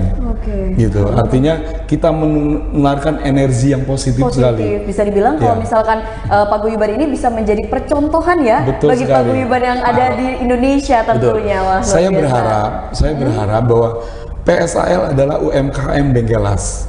Harapan saya adalah tumbuh lagi UMKM paguyuban misalkan paguyuban teknisi AC, teknisi servis motor, misalkan paguyuban nasi goreng. Nah, mereka menjadi satu kelompok yang terorganisasi dengan baik, dan akhirnya apa? Mereka akan hidup dan bisa maju baru. Iya, Gitu. tentunya karena kalau misalkan kita punya suatu komunitas atau paguyuban, tentunya kita bisa bertukar pikiran ya. Yang Betul. tadinya kita mungkin nggak tahu informasi Iya. atau inovasi-inovasi baru, karena adanya paguyuban, kita bisa menjadi seseorang yang lebih kreatif dan inovatif tentunya ya. Betul sekali. Luar biasa. Nih Bang, terkait dengan UMKM perbengkelan gitu kan, tadi kan sudah dijelaskan. Mungkin bisa dijelaskan lagi nih Bang, seperti apa sih kegiatan dari PSAL untuk mendukung UMKM perbengkelan las yang ada di Lampung? Ya, sedikit menceritakan bahwa perbengkelan kami apa sih jenisnya ya, mungkin Iya, ya. mungkin bisa Bahwa dijelaskan. kami terdiri dari ada jasa konstruksi. Jadi pembangunan baja berat kami ada. Kemudian jasa mungkin yang terkenal sekarang adalah cutting laser. Iya, yang laser. Kami juga ada. Dan besar harapan kami kita sudah mengarah ke produksi. Sekarang kita sudah mulai memproduksi kursi, meja untuk Perabotan rumah tangga. sekolah. Oh, untuk sekolah? Untuk sekolah. Jadi kita yang kemarin mungkin sekolahan belinya ke produk-produk Cina, besar harapan kami beli di PSAL karena PSAL sudah memproduksi kebutuhan rumah tangga seperti mungkin meja ini, kami sudah bisa buat semuanya. Iya, wah luar biasa Gitu. sekali. Jadi, Hampir produk- semuanya bisa dibuat ya dengan. Betul sekali. Oke, mungkin bisa dijelaskan nih Bang, kegiatan-kegiatan dari paguyuban Abang biasanya mungkin apakah ada pelatihan, apa perkumpulan mingguan, mungkin seperti itu Bang? Ya, jadi paguyuban kami kan memang paguyuban yang baru berumur 1 tahun. 1 tahun ya. Cuman kalau dilihat dari program lain, program banyak program yang nyata. Memang kalau secara ini untuk program utama kami adalah toko besi, Mbak. Toko besi Paguyuban Seniman Api Lampung, di mana para pemiliknya adalah seluruh bengkel anggota tersebut. Oke, luar biasa. Jadi harapannya kawan yang punya modal, kawan yang beli, kawan yang untung. Sistem manajemen yang kami terapkan adalah menggunakan koperasi. Karena koperasi adalah salah satunya investasi yang diakui oleh pemerintah, Pak. Iya, betul. Jadi manajemen kita semuanya transparan. Kami tak pernah selintut bahasanya. Jadi semuanya kami transparan. Iya, betul, untuk betul. berapa, omset berapa, piutang berapa, semuanya ada di komputerisasi. Gitu. Jadi selain itu juga kami ada program sosial. Program sosial ini mungkin kalau misalnya ada kawan yang kecelakaan atau ada trouble lah begitu, Trouble, ya. kami selalu sumbangsih walaupun sebatas simpati, kami selalu mendatangi mereka. Ini sebagai wujud kami dalam PSAL untuk mewujudkan secara sosial itu tadi, begitu. Dan untuk yang lainnya, program-program yang lain memang karena umur masih baru setahun, Masih 1 tahun, masih ya. kita tata program Iya, yang betul benar-benar sekali, nanti ya. bisa mengenal untuk anggota. Jadi harapannya kawan-kawan ya kita sama-sama membangun paguyuban ini supaya lebih besar dan bermanfaat untuk banyak orang. Begitu. Oke, karena kan bisa dikatakan kalau misalkan paguyuban ini dalam proses merintis seperti Ya. itu ya Bang ya. Ya, betul sekali. Memang kedepannya PSAL akan membuat lembaga pendidikan. Oke. Lembaga pendidikan ini adalah untuk melatih kawan-kawan kita yang putus sekolah, yang mungkin tidak di jurusan, tapi juga kita akan terima karena di sini isinya kan para ahli-ahli. Ahli ya, betul. Sayang sekali bahwa ahli-ahli ini tidak tersalurkan. Artinya kita bisa melatih. Makanya kedepannya kita akan berlembaga pendidikan untuk melatih orang menjadi teknisi handal. Kemudian kita akan melatih bagaimana manajemen perusahaannya, kemudian bagaimana teknik marketing atau teknik menjual. Jadi besar harapan teman-teman nanti yang masuk ke lembaga pendidikan kami betul-betul keluar bisa jadi pengusaha. Wah, luar biasa sekali programnya ada. Pengusaha las, Mbak ya. Iya. Pengusaha.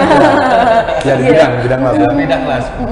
Tapi memang ide dari lembaga pendidikan ini menurut saya memang cukup membantu sih Pak, apalagi untuk di Lampung gitu kan. Iya. Istilahnya bisa menyerap, karena kan biasanya orang yang putus sekolah dia Iya, bingung betul kerjanya, sekali, tapi iya. sebenarnya dia punya keahlian, Betul. tapi karena nggak punya wadah atau media pembelajarannya, akhirnya dia kerjanya yaitu tadi asal-asalan, maaf jangan ngomongnya Pak ya.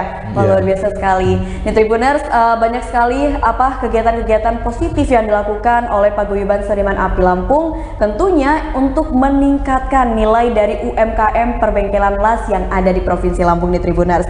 Nah kita akan ngobrol lagi nih. Tadi kan kita sudah berbicara tentang kegiatan-kegiatan dari PSAL dan juga udah berbicara tentang sejarah, keanggotaan dan sebagainya. Lalu kita akan bertanya nih, bagaimana sih peran dari PSAL ini untuk kemajuan dari profesi perbengkelan las yang ada di Lampung? Bang, bisa dijelaskan Bang? Untuk memajukan perbengkelan adalah kita sering mengadakan diskusi. Kadang kita lewat online, kemudian secara per kabupaten bisa kita mengadakan arisan. Selain untuk mengikat kebersamaan antara suaminya yang melakukan kegiatan bengkelas maupun istri-istrinya. Jadi kita mengadakan arisan, kemudian di situ kita diskusi apa nih masalahnya. Nah di situ kita akan mencari solusi-solusi. Nah harapannya itu nggak ada yang susah, semuanya ada solusi untuk kemajuan bengkel-bengkel yang baru tumbuh. Itu diskusi. Jadi sedikit menambahkan Pak. Jadi tadi kan untuk meningkatkan gimana keanggotaan itu ya. Jadi PSAL ini kita arahkan sebagai kawan-kawan yang memang berkontribusi di bidang usaha perbengkelan lah. Jadi kedepannya selama ini kan kami kalau untuk urusan pekerjaan hanya menyasar bagian rumah tangga. Jadi ke depan kita arahkan semua anggota untuk selalu berkoordinasi, bersinergi dengan pemerintah daerah. Jadi harapannya misalnya ada bantuan dari pemerintah, entah misalnya buat kursi untuk seluruh dinas, harapannya mereka yang langsung mengeksekusi, nggak perlu lewat Bandar Lampung lagi. Jadi harapannya seperti itulah kurang lebih. Ya harapannya begini, kalau dulu perbengkelan hanya sifatnya jasa. Kedepannya bahwa bengkel las di Lampung sudah bersifat produksi. Betul sekali. Kita mengarah produksi, bagaimana produksi dalam negeri Lampung bisa dinikmati masyarakat Lampung dan bisa kita ekspor keluar daerah Lampung. Itu harapan dari PSAL kedepannya untuk perbengkelan yang ada di Lampung. Wah, luar biasa sekali di Tribuners. Nah, berbicara tentang bisnis atau usaha perbengkelan las nih, mungkin kan kita setiap usaha itu menemukan yang namanya tantangan atau rintangan. Nah, kalau untuk di bidang istilahnya pengelasan ini, apa sih kira-kira tantangannya gitu Bang? Bisa dijelaskan Bang? Ya, kalau tantangan sebenarnya sih mindsetnya begini aja Bang. Jadi kita biasa dibalik ya, setiap solusi ada masalahnya. Jangan setiap masalah ada solusinya. Karena kalau kita berpaku pada masalah, nanti solusinya terakhir. Cuman kalau kita berpaku pada solusi, ya tetap akan ada masalah kan begitu. Ya tetap ada lah dalam hal itu kan kendala maupun kekurangan-kekurangan itu tetap ada. Cuman dengan paguyuban ini minimal mereka bisa bertukar pikiran. Kadang utamanya misalnya masang kanopi membran kok susah nih. Di grup ini kan ada yang sudah biasa mengerjakan kanopi membran. Ya selesai masalahnya. Apalagi gitu. Apalagi kalau misalnya ada kaitan cutting nih. Udah ada ahlinya, bahasanya kan begitu ya. Intinya kalau untuk hal itu kita bisa diskusikan bersama. Ya ini salah satu manfaat sosial kurang lebih. Jadi yang tadinya anggota ini malu-malu nggak bisa, sekarang bisa semua gitu kurang lebihnya. Ya ini dengan kebersamaan tadi bahwa segala masalahnya lebih cepat selesai. Bersama tadi. Jadi istilahnya tantangannya kalau misalkan ada masalah karena ada paguyuban langsung ada solusinya, kayak gitu ya. Wah, luar biasa sekali. Nah mungkin kita sudah berada di penghujung podcast nih Tribuners. Kita akan menanyakan nih gebrakan terbaru yang akan dilakukan oleh Paguyuban Seniman Api Lampung seperti apa sih Bang? Bisa dijelaskan kepada Tribuners di rumah? Gebrakan dalam waktu dekat ya? Iya betul sekali. Sepertinya karena ini podcastnya sudah mendekati Lampung Fair, kami berharap kami nanti akan hadir di Lampung Fair untuk memajang produk-produk dari PSAL. Artinya gebrakan kami bisa dilihat di Lampung Fair besok. Wah ini Tribuners yang penasaran langsung datang aja nanti ke booth-nya dari PSAL ya. Ada apa aja sih nanti di sana kira-kira nih Bang? Bisa di-spill dikit ke Tribuners? kisi-kisinya ya. Iya, gitu ya. Kami adalah perbengkelan, jadi produk-produk dari perbengkelan nanti dari beberapa bengkel akan kita pajang di sana. Jadi masyarakat Lampung bisa melihat nih, oh PSAL ternyata ada produknya. Dari pemerintah misalkan melihat, oh ini ada, ngapain kita beli di luar? Iya, betul. Kita mulai mencintai produk dalam negeri. Oke, luar biasa lagi Tribuners. Mungkin Bang Muiz mau menambahkan sesuatu? Bahkan lebih banyak ke harapan lah gitu. Harapan PSAL nih ke depannya seperti Jadi apa? harapan PSAL ke depan, harapannya terutama untuk anggota PSAL Lampung, mari kita bangun bersama paguyuban ini bersama-sama. Maju dan mundurnya paguyuban ini adalah di tangan kita, bukan di tangan orang lain. Dan yang kedua, PSAL Lampung kan sudah punya toko besi PSAL. Harapannya anggota semua, mari kita belanja di toko sendiri. Ya meskipun kita masih merintis, namanya masih merintis, harus kita hargai bersama. Kalau bukan yang memajukan, bukan kita, siapa lagi? Terus untuk pemerintah daerah, harapannya Pak, Bu, para pejabat semua, inilah UMKM perbengkelan las di Lampung. Harapannya kami bisa diikut sertakan dalam hal pembangunan di Provinsi Lampung. Apabila ada hal yang perlu dibutuhkan, mari kita saling sinergi. Kami siap. Kami sangat membuka diri untuk pemerintah daerah. Itulah kurang lebih.